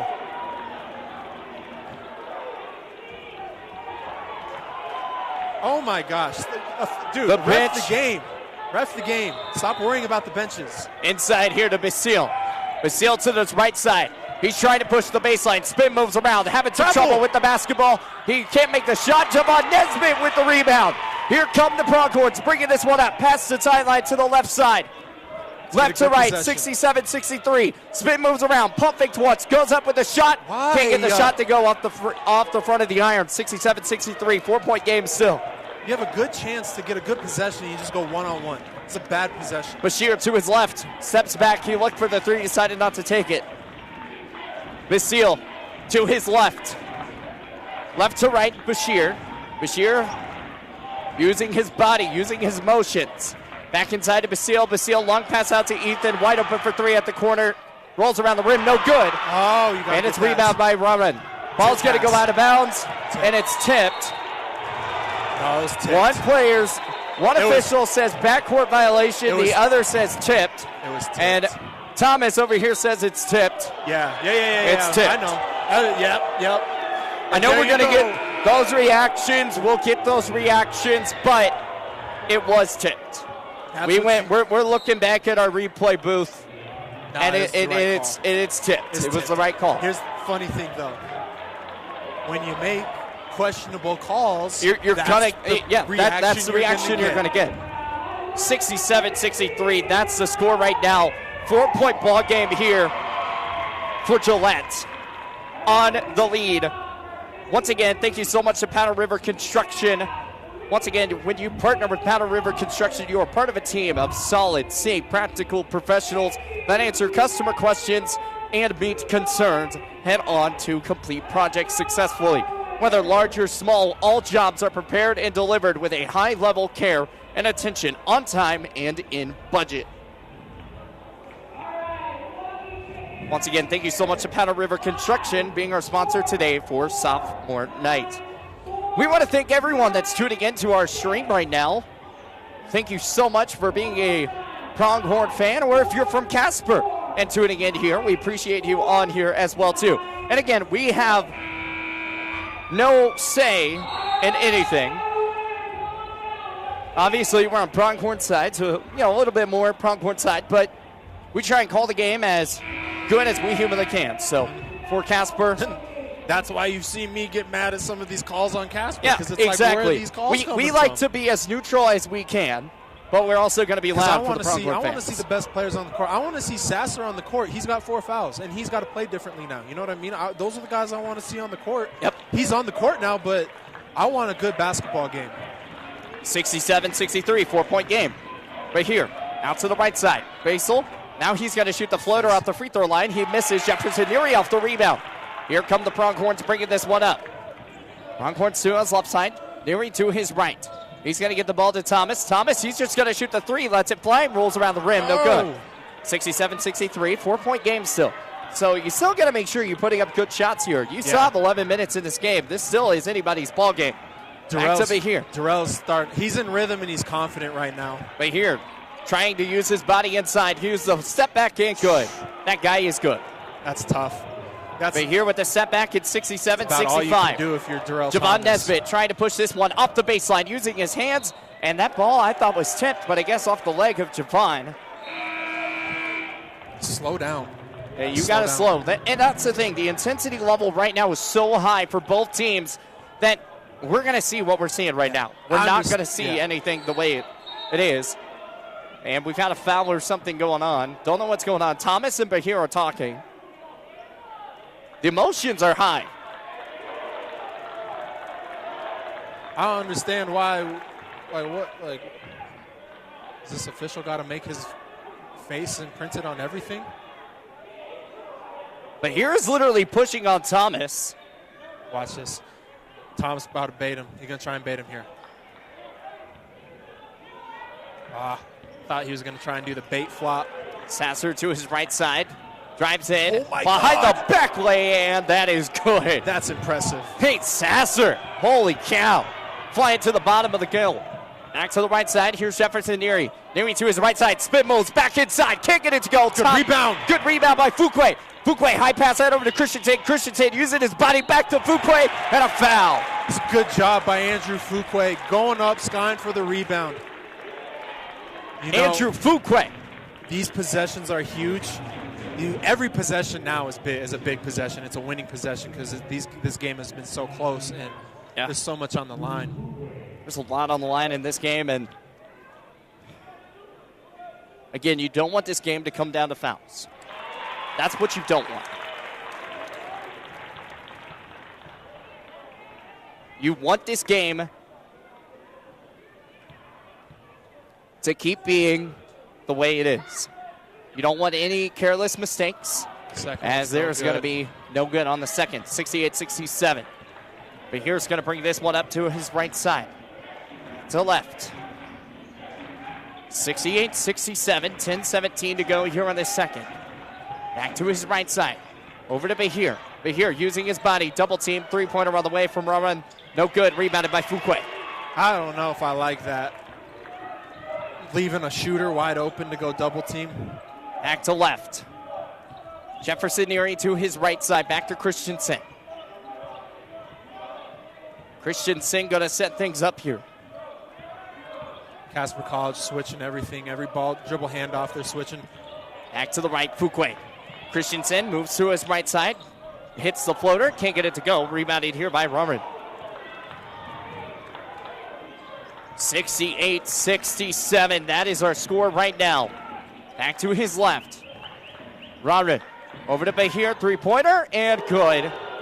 It's 69-68. Or excuse me, 70-68. 2-point lead here for Casper. 68-70. Back to his right side. Caleb Hollenbeck to his left. To Thomas. Back inside. Ball's going to get stolen away. Thomas was looking for the inside pass. Nate Sassler drives inside over to Ethan. He misses the shot. Sasser off the putback. Oh, good job there. Pitch ahead pass by. Back to the right side. Caleb Hollenbeck comes up big again. And Caleb Hollenbeck, he's hurt. Sasser's driving quickly inside. No bucket's going to count. Jefferson Neary's going to get Cramping. called for a foul, and Caleb's cramping. Caleb is cramping.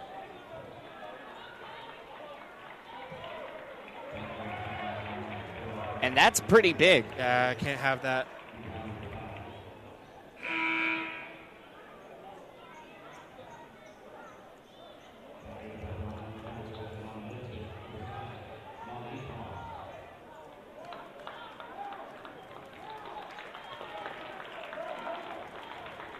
Neary and Thomas check out of the ball game. Nesbitt and Moss check in. 8:50 left to go here. Oh my gosh. And another foul's going to get called here. Why are you doing Drew? That's his 4th personal. And he's got to be careful. Don't. Back to the inside. Here's Basil. Or excuse me, Dang. Dang goes up and he's blocked by Fuqua. Fuqua is so lucky. Here comes Caleb Hollenbeck to his right side, right to left. 8:37 to go here in the second, 72-70. Caleb Hollenbeck throws up the floater! Baby! The floater goes! 72 all. And a foul here on Javon Nesbitt. Where? How is that a foul on Javon? He's being tackled by a dual.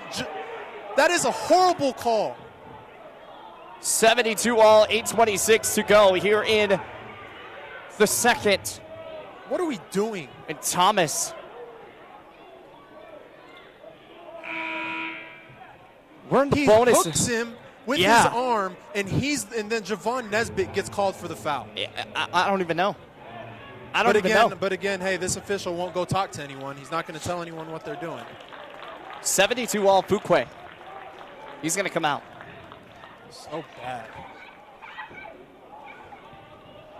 8:26 remaining here in the second half. And makes the first. They've bailed Casper out so much in the second half on silliness. That's been kind of left and right on that. 73-72. The shot bounces off the front and back of the iron. No good. 73-72. 1 point lead here for Casper. Back to the right side. Here's Caleb Hollenbeck. Over to Nesbitt. Smart. Nesbitt driving inside, using his body. Back outside. Syed. Syed back out over to Christensen. Christensen driving inside off the paint. Using his body, moving the motions. Loses the basketball. He's going to get it over to Syed. Syed for three-pointer. Can't get it to go off the front of the iron. No good. Here we go. Back to his left side. Wide open for our run. Three-pointer. No good. Way off short. Dang off the rebound. No over the back foul. Goes back up quick for the good shot and good. It's 75-72. 3-point game here. Fuqua out of the game. Malik Moss into it. Malik Moss trying to get things done. He's going to put up a floater. Can't get the shot to go. And Dane Christensen off the rebound. Pump faked once. Back to the inside. Goes quickly up off the glass. It's good, baby. 75-74. It's a 1-point game again. 7:32 to go here in the second. But here, he's just going to shoot the long three. No good. Rebounded by Malik Moss. If you're right here, I don't know why you shoot that. Here's Malik Moss. Back to Caleb Hollenbeck for three, baby. And can't get it to go. No Syed off the rebound. All game. You haven't called that all game. You haven't called that all game. That happens every possession for Casper College. But the one time Gillette does it, we call a foul. 75-74, 7:19 to go here in the second half. Once again, I want to thank Powder River Construction. Thank you so much for being a great sponsor here of Sophomore Day. We're going to keep you here. We're not moving back out to a break, even though we probably should catch our breaths. But Thomas, we're sitting over here, and we're focusing on a lot of these calls that are getting called. Obviously, we're not officials. We can't see stuff going down there, but a lot of times we're watching games. Obviously, you ref. I just call basketball games, and I've been doing this almost 10 years. But there's a lot of things that we can't see that they see. But there was a lot of calls today that may not have been. It's both sides. Yeah, and it's on both sides. It's not just one side. It's on both. I just don't understand, how you're not going to let both these teams battle it out. We're going to decide it from the free throw line. No one wants to see that. No one wants to see it. No. My thing is if we've watched 3-4 possessions now in this half alone where Casper College guys gotten away with pushing Syed or Malik Moss. Oh, 100%. One time, Syed pushes the guy. He clearly does. But 75-74, 7:19 to go here in the second. Be here. Shoots off the front of the iron. Good. 76-74. Things are moving in the waves of this ball game. The shot is good. 77-74 now. 3-point ball game. Malik Moss moves this ball to his right side. Pretty much everyone knows what's on the line here for this game. Back to Thomas. Thomas to Christensen. 3-pointer, it's good! Dane Christensen ties the game at 77 all. Here comes Parker Davis to his right side. That back to the official. Backside, here's Bahir. Back to Basil. Basil screened by Dang. Bahir drives in. Using his body, using his motion. Steps back, 3-pointer. And he's kicking his feet out. He kicks his feet out. Oh my gosh. I'm not going to talk anymore.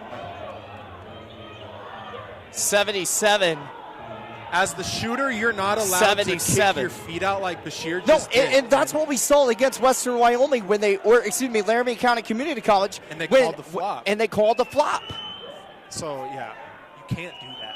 It's not something you can do. That is something that's like in the rule. That's an emphasis. That is always an emphasis. Is you cannot jump and kick your feet out. Like what is Darrell Thomas supposed to do in that situation? Because there's nothing you can perfectly. do. He defended that absolutely perfectly. But here's going to make the second. And this is not a guy you want at the free throw line as well, too, because he's a 80% free throw shooter. Obviously, he has 25 points. And good. He went from not really having much, but here literally pointed to himself. He's like, me? He said, no. You're saying Sean Neary's trying to talk to this official over here. He's brushing him away. He's like, don't talk to me. I've had a problem with this official all game by not talking to either coach. Yeah, it's been very annoying. Christensen moves to his left side to right. Thomas drives inside, goes for the quick floater. Rolls around, and it's good, baby. 1-point game. 80-79, 6:27 to go here in the second. Why are you double teaming that? Back to the right side, Dang. Pump fakes once, back to Ethan.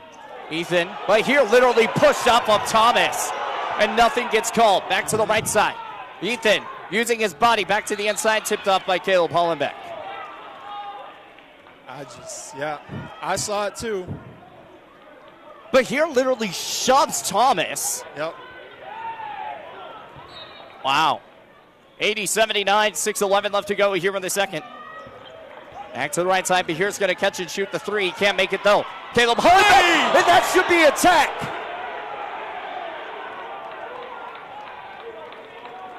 I don't know if they're going to... They're going to review that, and that should be an intentional technical foul. And it should be Pronghorn basketball and shooting shots. Was their intent by Dang? No, absolutely not. But you're flirting with head and neck area and him.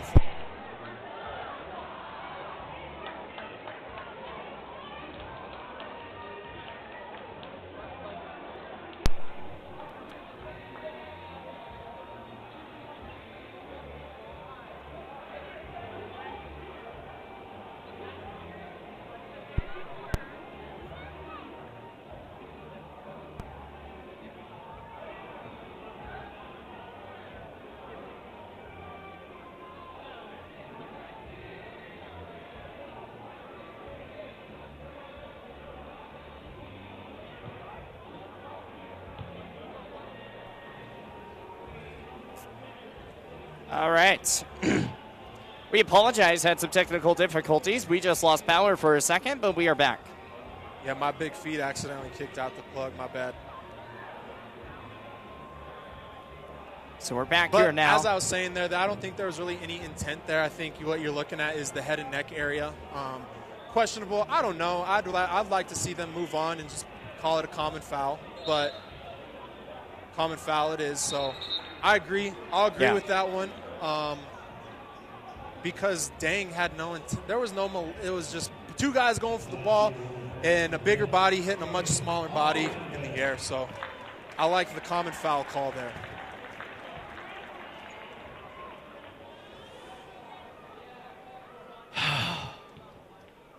(80-79), Caleb Hollenbeck at the line.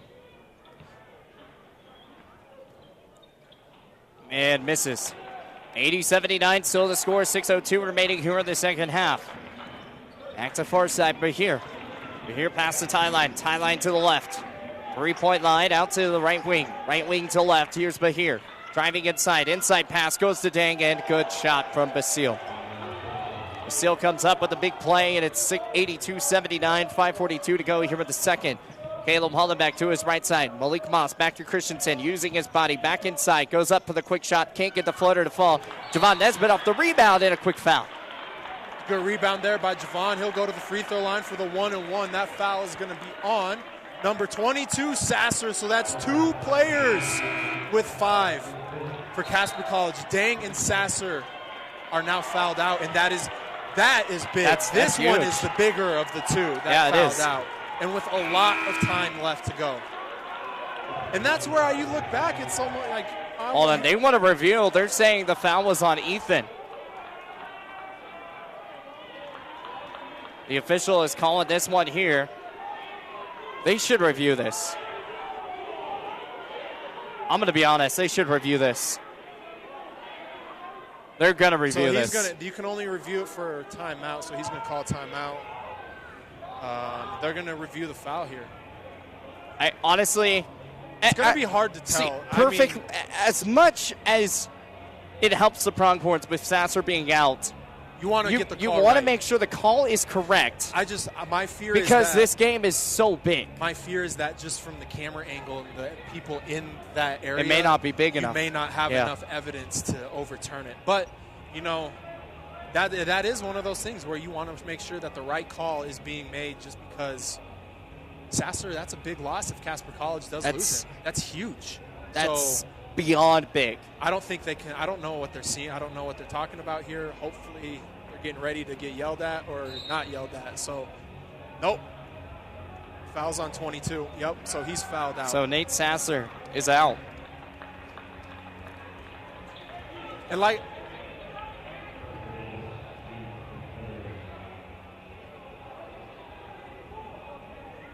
so Nate Sasser is gone. Javon Nesbitt to the line. Tough angle. Like I said, now if there's a camera angle on the baseline, you might have the ability to get that one for sure. And he makes. Free throws are huge down the stretch here.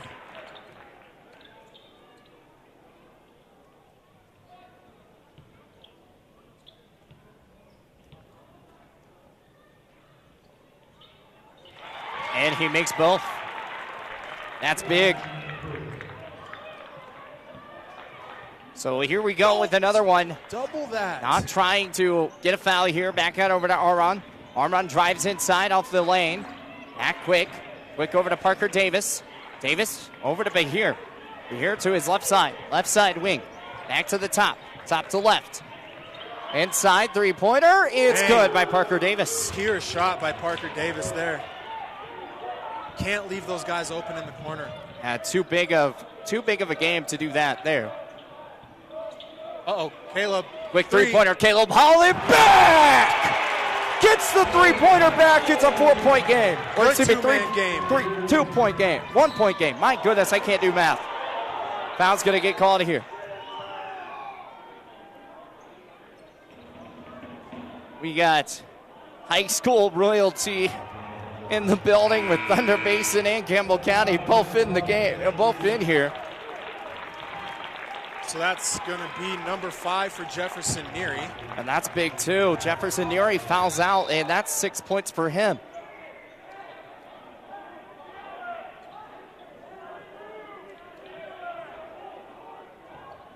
Ref offered his hand. Was it on Neary? It was. Now they're finally going to get to play. Just Almost. don't like how this guy won't come talk to anyone. Yeah, that's been the annoying part in this game. It's These other 85-84. two guys, I don't mind. They'll go talk to him. Like they're Yeah. not. They're okay with this guy. Just there's no eye contact. He will not look no one in the eye, and he won't talk to anyone. No, 86-84. It's a 2-point ball game. 2 points. Will it be 3? It will be. Parker Davis makes both, or makes 3, or makes both. Yeah, 87-84. 3-point ball game. Here we go. Malik Moss to his right side to left. Caleb Hollenbeck, big shooter. Ball's inside pass to Fuquay, and the ball goes out of bounds. Should be last touch off by Casper. It will be. So correct me if I'm wrong here, was Caleb's a 3, or was it a 2? Caleb's? Yeah. It was a 3. So okay, I Yeah. forgot. I'm just losing. I lost. Malik the score Moss a little inside to Fuquay. Boom, baby! Fuquay! 1-point game again. bit. Get back. Back to the far side. Ethan to his left. Back to Bahir. Bahir to his right. He gets Nesbitt moving. Back to Bahir. Goes up. It's blocked by Nesbitt! It's blocked by Nesbitt! He stops that thing back to next century! 87-86. I'd like to see Jarrell Thomas get back in here. I want him guarding Bashir. It's too early to put him back in. He's got 4. Too early. Back to the right side. Right to left. Back inside. Here's Raron. Back to Bahir. Bahir to the top side. 87-86. Don't foul. Use your body. Be smart, And that should have been Javon. a foul here on Javon Nesbitt. Goes to the line. Here's Bahir. Stop playing defense with your hands. Just move your feet. After this media, after the next media though, that's one where you want Darrell in the game because he has done the best job of guarding. Oh, 100%. Bashir, 100%. who is a absolute tough cover. Abdul Bashir is as advertised. Yeah, 100%. I mean, he's got 27 points. I didn't even realize that's quiet. Yeah, it's a quiet 27. He's now at 28. There's a difference between a quiet 28 and a loud 28. His hasn't been very loud. No, it's been very quiet. 3-point ball game here, 89-86. Malik Moss to his right side. Right to left and a foul. Parker Davis going to pick up a foul here. That's going to be his 3rd foul of the game. And looks like we're going to have a media timeout. I know he's going to the official to argue, but he's holding him. You can't hold him. And I know Coach Parks doesn't like that call either, but you can't hold him when he's going around the screen. No, you can't. 89-86. Once again, thank you so much to Powder River Construction being a great sponsor here of Pronghorn Athletics here on sophomore night. Thank you so much for always helping out our community of Campbell County. We're going to go ahead and take a timeout. We're going to be right back here with more here on Pronghorn Athletics.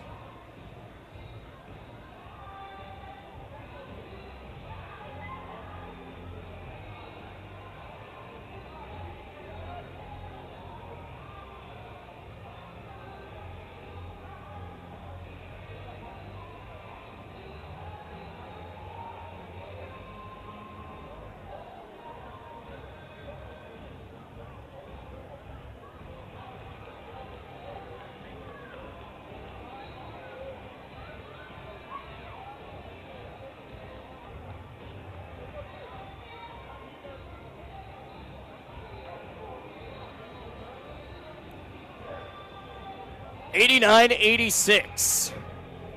3:55 to go.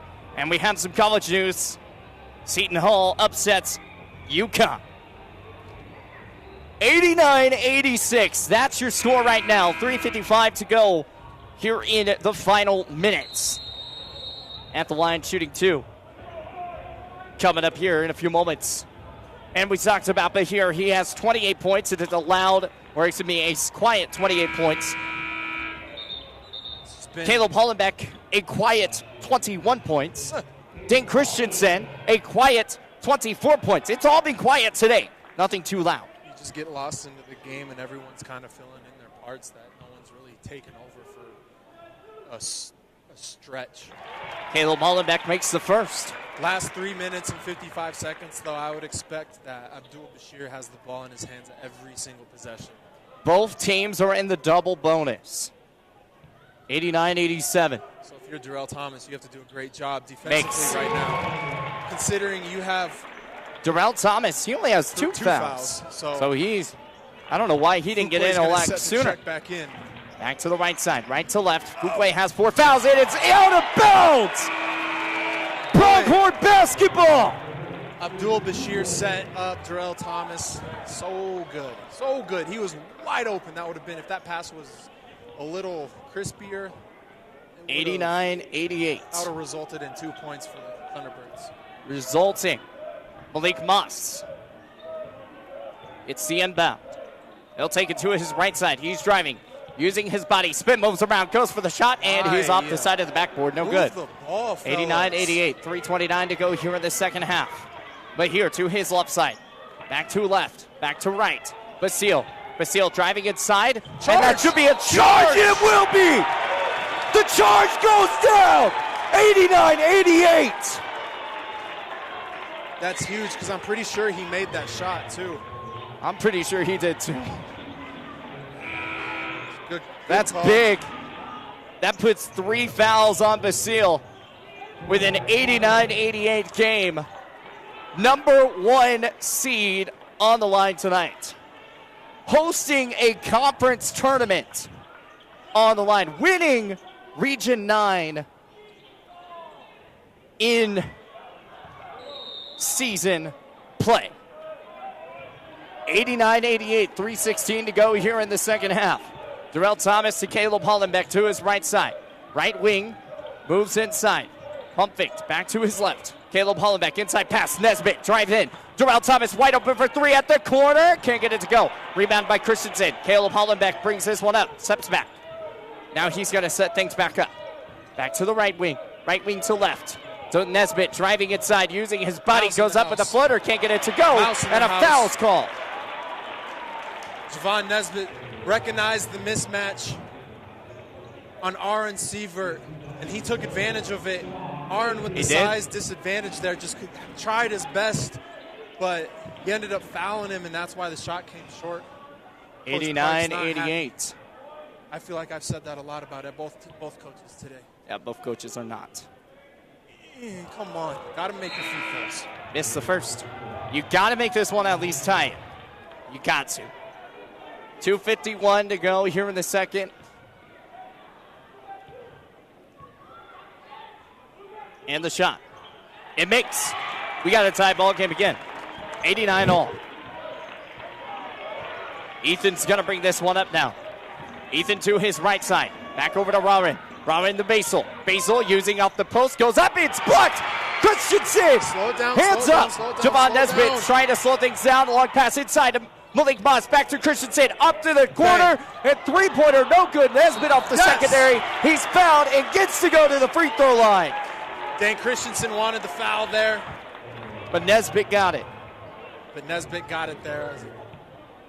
2:28 to go here in the second half. See, I like that guy. I like that far official over there. He's explaining it. Coach Neary said, "Hey, can you come?" He's like, "Hey, next time I'll come over. I'll talk to you about that." And, I like that because if you're willing to talk about it, then you're not going to have upset. I can tell my guy, "Hey, don't do that." Nesbitt misses the first though. Javon's struggling right now from the free throw line. Gotta have these. Got to have these. 89 all in a very high anticipated game. Second shot is good. 90-89. Timeout. Pronghorns. 90-89, 2:28 to go here in the second half. Once again, thank you so much to Powder River Construction. Thank you for being a great sponsor here of Pronghorn Athletics. This game, you go back, you focus in, you're watching it. We talked about intensity.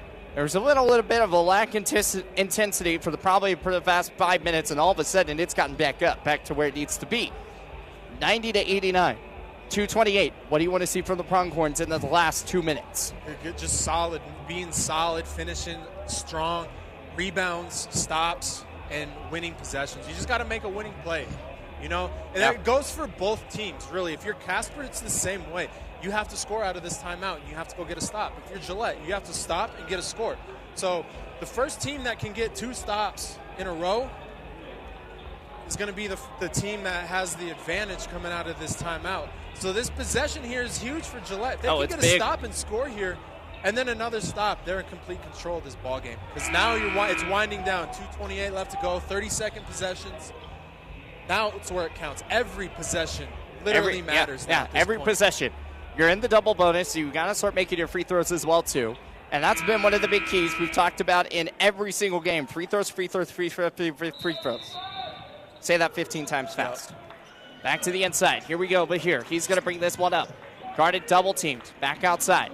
They're going to try it not allow Bahir to score any more points. He's at 28 already. Darrell Thomas is going to guard Bahir now.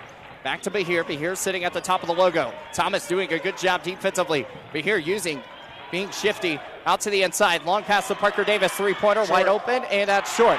No good. Basil off the rebound. Goes up for the shot. Foul's going to be called on the floor. No matter what, they're shooting shots. Doesn't matter. Dane Christensen off the foul, and here we go. Back to the free throw line we go. Dane's going to pick up his second foul of the game.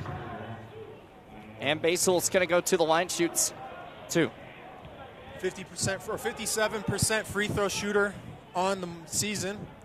At the line here for Basil. So you're hoping those percentages are true right now. If you're Casper, absolutely. First shot missed. You know, shooting 50% a lot of times is really good. They have to clean off the basketball because that's how sweaty this game is. Did he just shoot him? Oh, if he shot that ball while it was wet, that's a brave man right there. Yeah, I kind of feel bad for it's him. It's loud in here. Student section's getting loud. People are stomping their feet. Honestly, kind of feel bad. And misses the second. Fuqua off the rebound. Dane Christensen brings this up, and Caleb Hollenbeck now has the basketball. 2 minutes exactly remaining here in the second. Don't force it. Get a good shot, an open shot. Back to the left side. Back to Hollenbeck. Hollenbeck still's got it over to Malik Moss. Malik Moss to his right side. Right side driving, back to Nesbitt. Nesbitt using the free throw, using his body, pushing around, goes up for the quick floater king, and it's a goal, though. Trying to be too cute, just go lay it up. 90-89. Azel. Switch this. Jefferson Neary out with 5 fouls. Steal, double team. Andrew Fuqua has the ball. He's going to bring it up, and gets it done, baby! It's 92-89! Get a stop. No fouls, no threes. Don't give up a 3 right now. Pronghorns lead. Solid defense. Go for the double. Back to the right side. Bahir trying to no move the threes. body. Get a hand up. Get up. 92-89. 3-point game. Three-pointer. It's blocked. It's blocked. Javon Nesbitt brings this one up over to Caleb Hollenbeck. Going to slow things down here. Winning with possession. 1 minute exactly left into this ball game. Winning possession right now. Get another good shot. Try and get that thing to Javon Nesbitt doesn't have the mismatch anymore. Caleb Hollenbeck to his right side. 92-89. They're going to waste as much time as we can on the clock. It's a 3-point game. 92-89 drives in. It's 5 points! Caleb Hollenbeck drives in! It's a 5-point game! But here to his right side. Ryron, no threes. Parker Davis, three-pointer. That's off the net. Dane Christensen off the rebound. And a foul. And he goes to the line. Javon, don't do nothing here. Go help your team up. It help is your a teammate up and get to the other end. 5-point game. Don't do nothing stupid here that'll result in a tech. You know what I mean? Coach Chanieri is trying to want the intentional. It's 94-89. Just talk about the intensity. It's loud. It's crazy. 94-89. What did I tell you? Who the first team that did what was going to have the best control of this game? First one to make those stops. Dane Christensen at the line here. He gets to shoot 2. And I mean, I know they let a guy go to the free throw line. He makes the first. But he missed 2 of them, and in my book, that's a stop. They didn't score. Yeah, and you got the rebound. And if you're Casper, what do you got to do? You have to score quickly here. You have to. Just like Gillette women's team, that you cannot waste time. 95-89. So if you're off the front here, of the you iron, have no to good. go. Javon Nesbitt trying to get the rebound, and there's a foul on Basile. It's going to be on Basile, yes. It's on Basile. Oh, no, it's on Javon Nesbitt. Oh, yeah. No, it's on Javon. It's the right call. I was wondering. I was just like, there's no way. No way they just got that. 95-89. But that's the right guy you want to have to the free throw line. Basile goes to the free throw line, shoots 2. That was my reaction, too. I was like, no way did that just get called on Basile. What are we doing? I think we're going to review this. Well, what are we? I don't know. Clock. Reviewing clock. Reviewing sure how much time is supposed to be on the clock. There is 28.5 seconds to go after all that. 27.7 seconds away from claiming, if you win out, Region 9 title. Yep. This is a big game. Winner of this game takes sole first possession of. And all you have to do is win your 9. games. You just have to win out. Casper College to end the season. They got, of course, obviously this one. And then they will be at home for their last 4. So they are they're set pretty good. They got Northwest College at home, Central Wyoming at home, Laramie and Eastern Wyoming. So this game is very huge, just like you're saying. Yeah, this game is big because, as everyone knows, the Pronghorns are on the road for the next 4 games. Against the 4 teams that against the same 4 teams that are playing Casper. And obviously back home, in their home stadium, in their home arena, where things are going crazy. Yeah. Just like this atmosphere tonight. And remember that Northwest College game. Remember, it was a 30-point game at halftime, and then they ended up winning by 2. Yeah. Or Northwest didn't, but Gillette College did. We've got the wave going on over here. 27.7 seconds left to go. Basile, this stadium is loud. Awesome. He missed the first. This place is electric, ladies and gents. I love it. It needs to be like this every single basketball game. This is by far one of the best things. And misses the second as well, too. Back to the right side. Here's Javon Nesbitt. Nesbitt's going to get fouled. What a game, dude. 6-point game, 21 seconds left to go. Javon Nesbitt at the free throw line to put the dagger in the ball game. Put the nail in the coffin. Nail in the coffin here. Javon Nesbitt at the line, shoots 2. 95-89. Stadium is quiet. First shot, good. 96-89. Pronghorns 21.2 seconds away from having the possibility of hosting. And Mix. 4 guys in double figures on the court. Javon has 12. Here's Bahir moving to his right side. He's double teamed. He's going to drive inside. He goes back to his left side. 3-pointer on the way, and that is good there by Robert. Quick timeout's going to get called here. Tough. So that makes it interesting. Still a 5-point game. They still have life. It always seems like it happens that way. It always seems like there's always a guy that you hit that 1-3 where it's like, you don't want them to hit that 3, even though it's still a big deficit, but it's still nerve-wracking. 97-92. So it looks like they're subbing guys in to potentially foul right away. Number 20, Conrad is going to check in. But the one thing is they're going to try. Campbell County, or not, Gillette needs to get the basketball to Caleb Hollenbeck or Dane Christensen. Maybe even Fuqua at the free throw line. Caleb Hollenbeck has 20 points in the second half. Yeah. And he is That's what I'm saying. taken It's been over a this quiet game. 20. Andrew Fuqua has 5 points in the half. Javon Nesbitt coming up big. He has 9 points in this half. Guys are stepping up. Jefferson Neary goes down with his 5th foul with about 6 minutes left. Yeah, 5-6 minutes left to go in the game. And Malik Moss has come in and played outstanding minutes in this one. He has really stepped up. He's played great defense, and he's made winning plays. But same with Javon Nesbitt. I really believe he started that run with his energy and effort underneath. Yeah. There's 10.5 seconds left to go in this ball game. All here in the second half.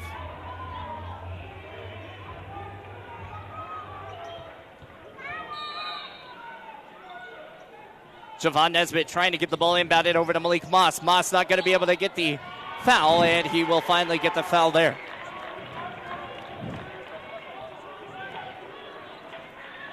(97-92), man. Coach Parks asking to look at the clock, but a lot of time went off. I think a lot more time than they think went off. They didn't foul right away, so I truly think about 2 seconds or more went off that clock. Yeah, I think it of did game too. time. So I think there's 8 seconds exactly left.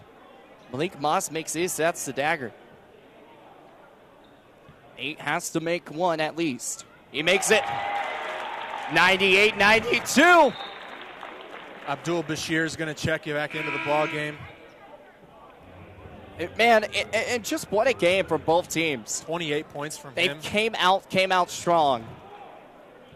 It's just been one of those types of games today.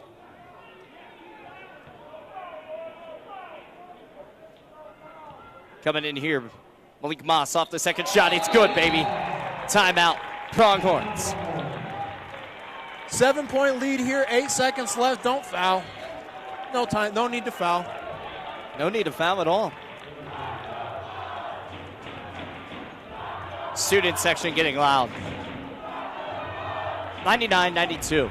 That's the most students I think we've seen here in a while. So it's a good job by the community here to show up and show out for these guys. And they needed it, man. They truly needed it. Yeah. The last time we had the student section the way it was Western Nebraska. Yeah. I don't think people truly understand the magnitude, like the amount of how good it how is. How much that helps you as 100%. a person on the court. You know, 100%. It feeds you. There's energy feeds energy.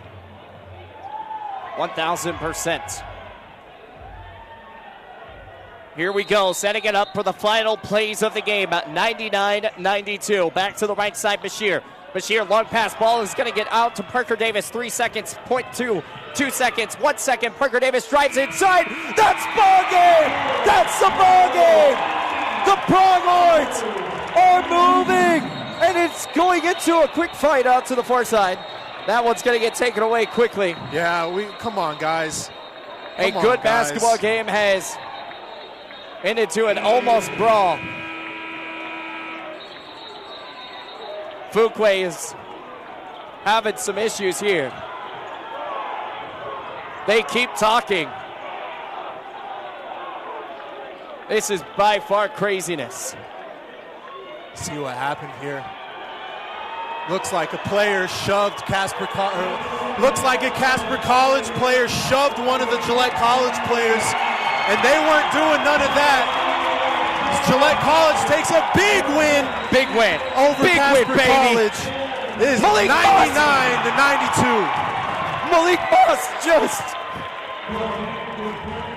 Oh my goodness. That was the final here. Region 9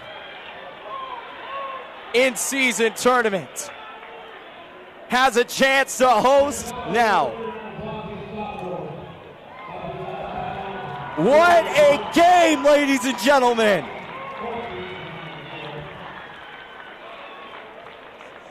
Gillette gets it done tonight.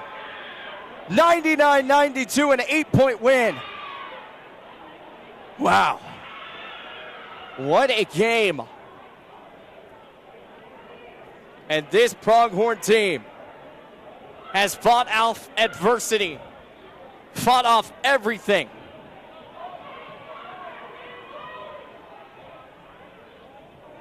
And it looks like the officials and everyone are going to talk this one out here. As the student section is ready, they're hyped, they're ready to go.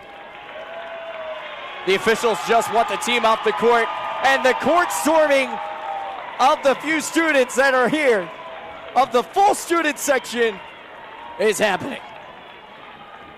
Gets the big win here, the Pronghorns. Region 9 in season champs.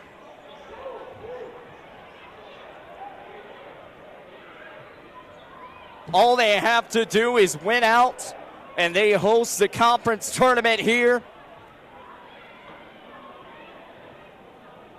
What a game. What a time to be a pronghorn. Getting the job done. And we hate how that whole fiasco ended right there at the end. You never want that to happen. But wow.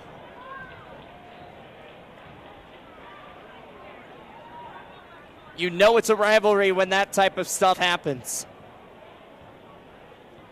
We're going to talk with head coach Sean Neary coming up here in a little bit.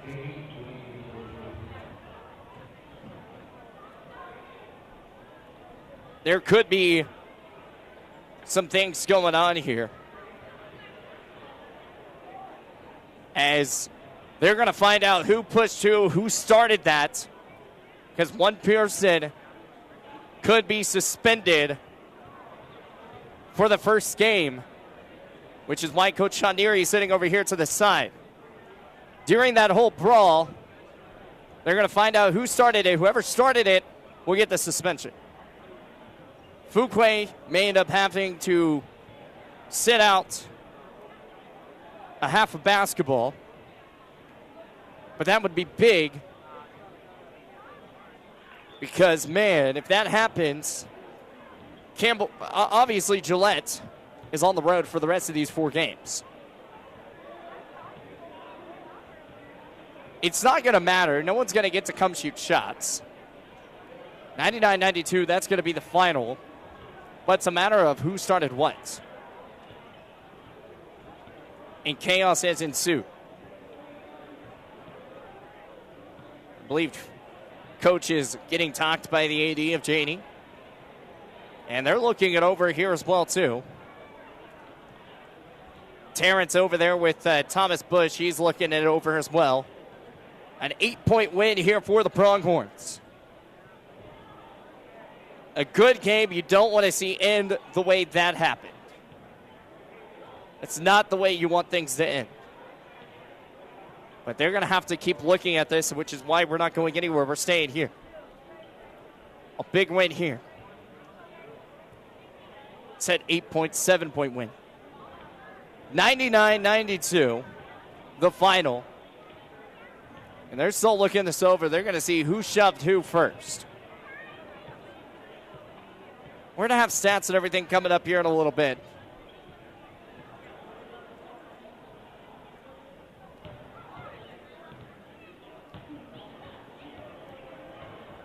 I've got Thomas down there on the side. I'm going to see if I can get a hold of him and call him real fast and see if I can get something out of him.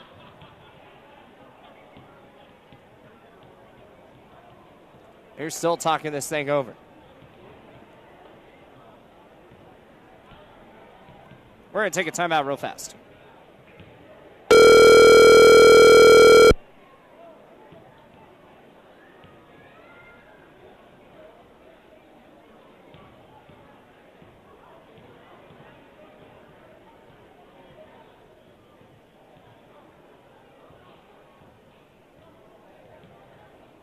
What's up?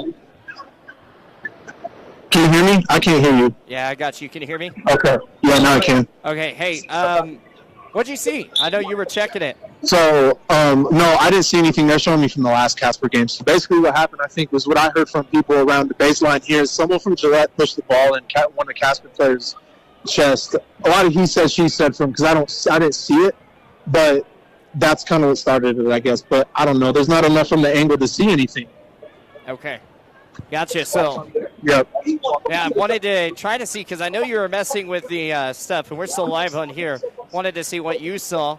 I know you got Terrence over there on the side. Why don't let's go ahead. Obviously, we're going to talk with Coach Neary here in a few moments. Go ahead and grab He's hot. He's hot. Coach Neary is. Let's talk to Terrence.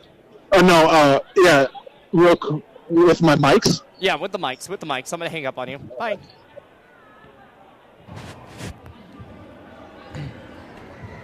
Here, he wants to do a quick interview with you. So we're going to talk here with Terrence real fast and see how things go. Just here.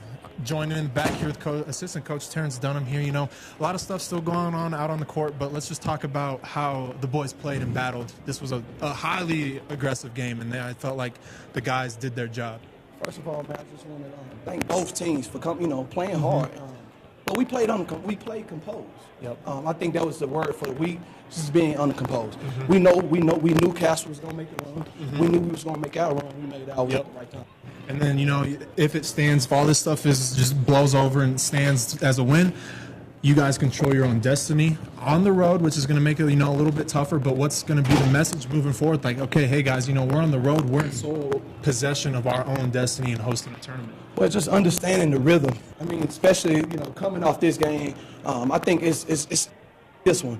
Just having that fire on them after this one. I think we know the goal, and the goal is to host and try to hang on those boundaries up. So we know these next road games are important. Perfect. Well, thanks, Coach. Good win tonight. I think someone just said that the refs are taking whistles off, so hopefully we can just call this and go home. Yes, sir, man. Thank you, brother. Once again, that's Terrence Denham here, assistant basketball coach. We're not going to, we probably will not talk with Coach Sean Neary at all. He is not too happy about how that situation went down, but once again, the final 99-92.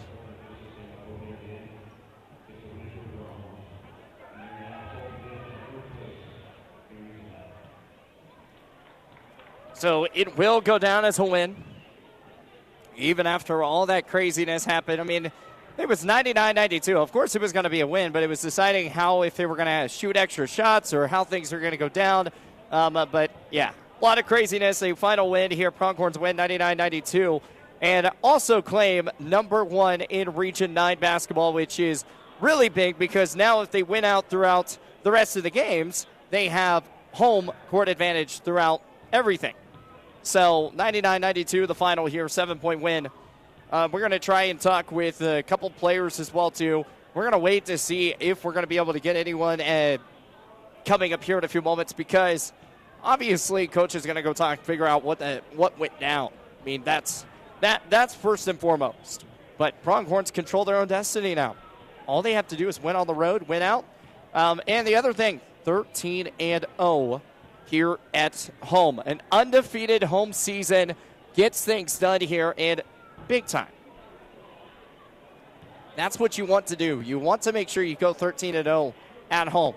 You protected home court. That's what you wanted to do, and it's another big win here, 99-92 against a team that, honestly, I didn't say it this time, but the way it was looking, and with all those players, it kind of looked like we might head into an actual overtime.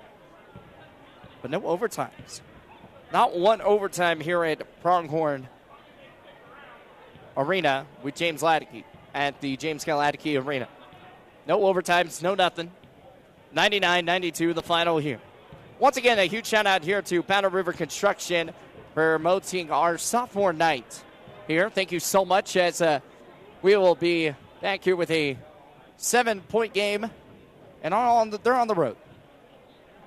We're going to try and talk with one of the players coming up here in a few moments, Thomas Bush over there on the side. We're going to go over stats here in a few moments as well, too. We want to thank each and every one of you guys for being on here, on the stream here with Pronghorn Athletics, because if it wasn't for you, we wouldn't be doing what we're doing. 99-92, obviously, the final here with this game, but it's a big shout out to you guys because you guys help us and allow us to do this, and we've upgraded because of you. We're allowed to do, we can do sideline interviews and a whole bunch of other things going down. So we just want to thank you for that as well, too. Once again, Pronghorns get a big win here, 99-92. And we've got the points coming up here for you. Dane Christensen finished off with 25 points. Andrew Fuquay finished up with 15. Caleb Hollenbeck finished up with 25. And as we talked about with Thomas Bush, he was just like, well, Caleb Hollenbeck had 20 points in the second half alone. And that's exactly what he had. In the first half, he kind of struggled a little bit in the first part of the game. Caleb Hollenbeck finished off in the first half with 5 points. So 20 points in the second half, a quiet 20 as well, too. 99-92, the final here. Obviously, we're going to try to see how heated everything is going on, but 99-92. Fuquay finished off with 15 points. Darrell Thomas finished off with 12. Javon Nevis-Bitt finished off with 12. Players that fouled out here in this ball game. One was a Jefferson Neary, which was pretty big, and the person that was on the chopping block throughout the whole game was Andrew Fuquay.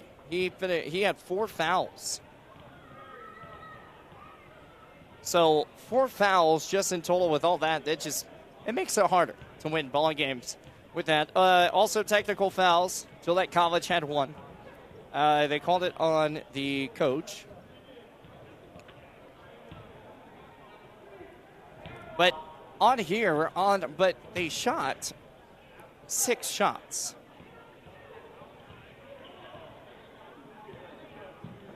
So there should have been a tech. There should have been 2 technical fouls on the sheet, but there's only 1. So I don't know if they called that one a technical or something, but I don't know. They went and shot 6 shots, which gave them the lead, 51-49. So that's pretty crazy, but rebound-wise,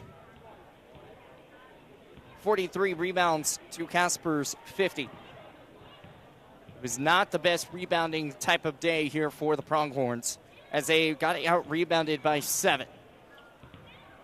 Assist-wise, Jefferson Neary, when he got out of the game, he finished off with 7 assists with 6 points. He's a big difference maker. He's someone that you don't want to lose because he can make those big plays. And you never know. If he was still in that ball game, this game may have hit the 100 marker. 99-92. Now Pronghorns control their own destiny. Once again, thank you so much to Powder River Construction for being a great sponsor here of our sophomore night.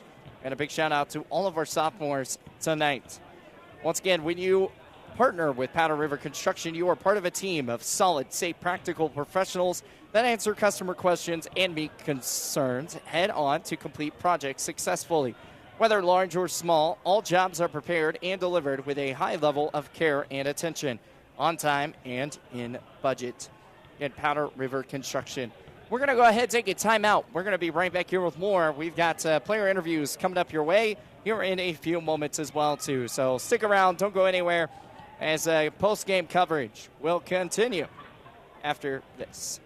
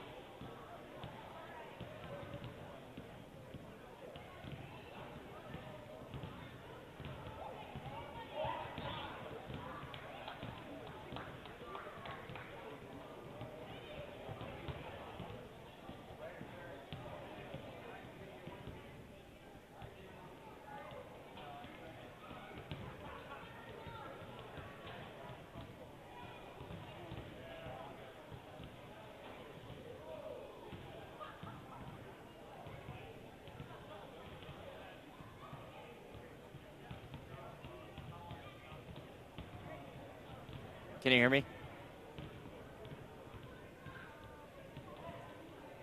Thomas, can you hear me?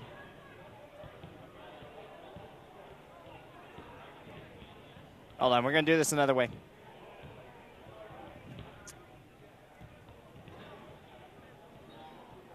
Sorry, folks, we are trying to get player interviews. So hold on 1 second for us.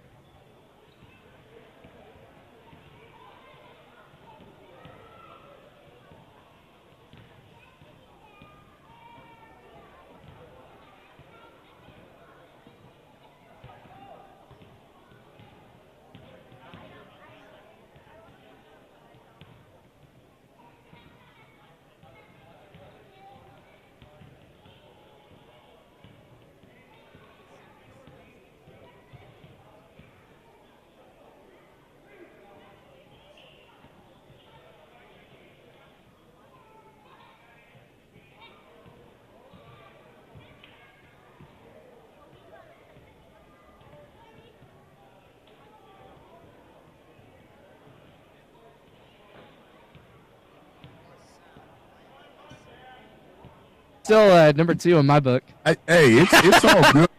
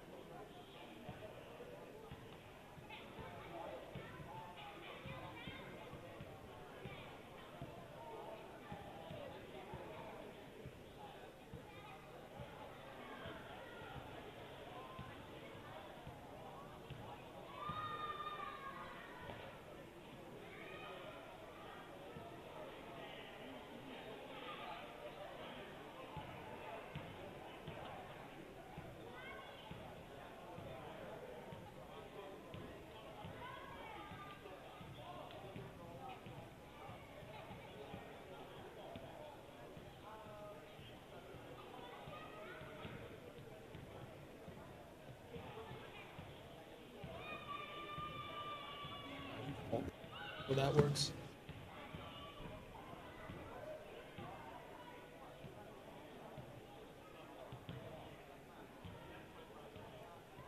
And guys, we're back here getting ready, set to go here with, we've got Thomas Bush there with Fuquay on the mark right now. And Thomas, we're going to send it to you. Go ahead and take it away.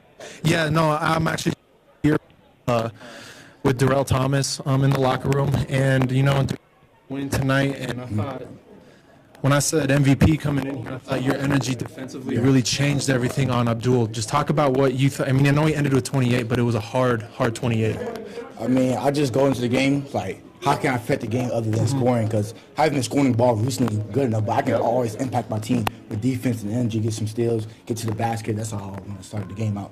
And he's a great player, so I said, okay, let me shut him down, make it hard, make it tough for him, because that's his engine for his team. So if I can slow it down, we take our chances with that. And two, yeah, you said you scoring wise has been kind of down lately. We know you can go for 20 or so. And then, I mean, you were aggressive, you attacked the lane and stuff. What were you seeing? Be the confidence to say, hey, man, I'm going to go and I'm going to try and get to the free throw line. Just confidence. Just get to the basket. Don't settle for jumpers. I know number 4 don't want to really guard like that, and the team they'll help size not as good. So just get in transition, get to the basket, find teammates if I have to, but just keep attacking because that's the way we smart. Yeah, well, hey, man, good job tonight. Glad to see you finally getting that rhythm back again. And I think we missed that, and it just kind of set the tone for the other 4 on the court. So good job tonight. Go win. Yeah, thank you so much. Good job. Appreciate you.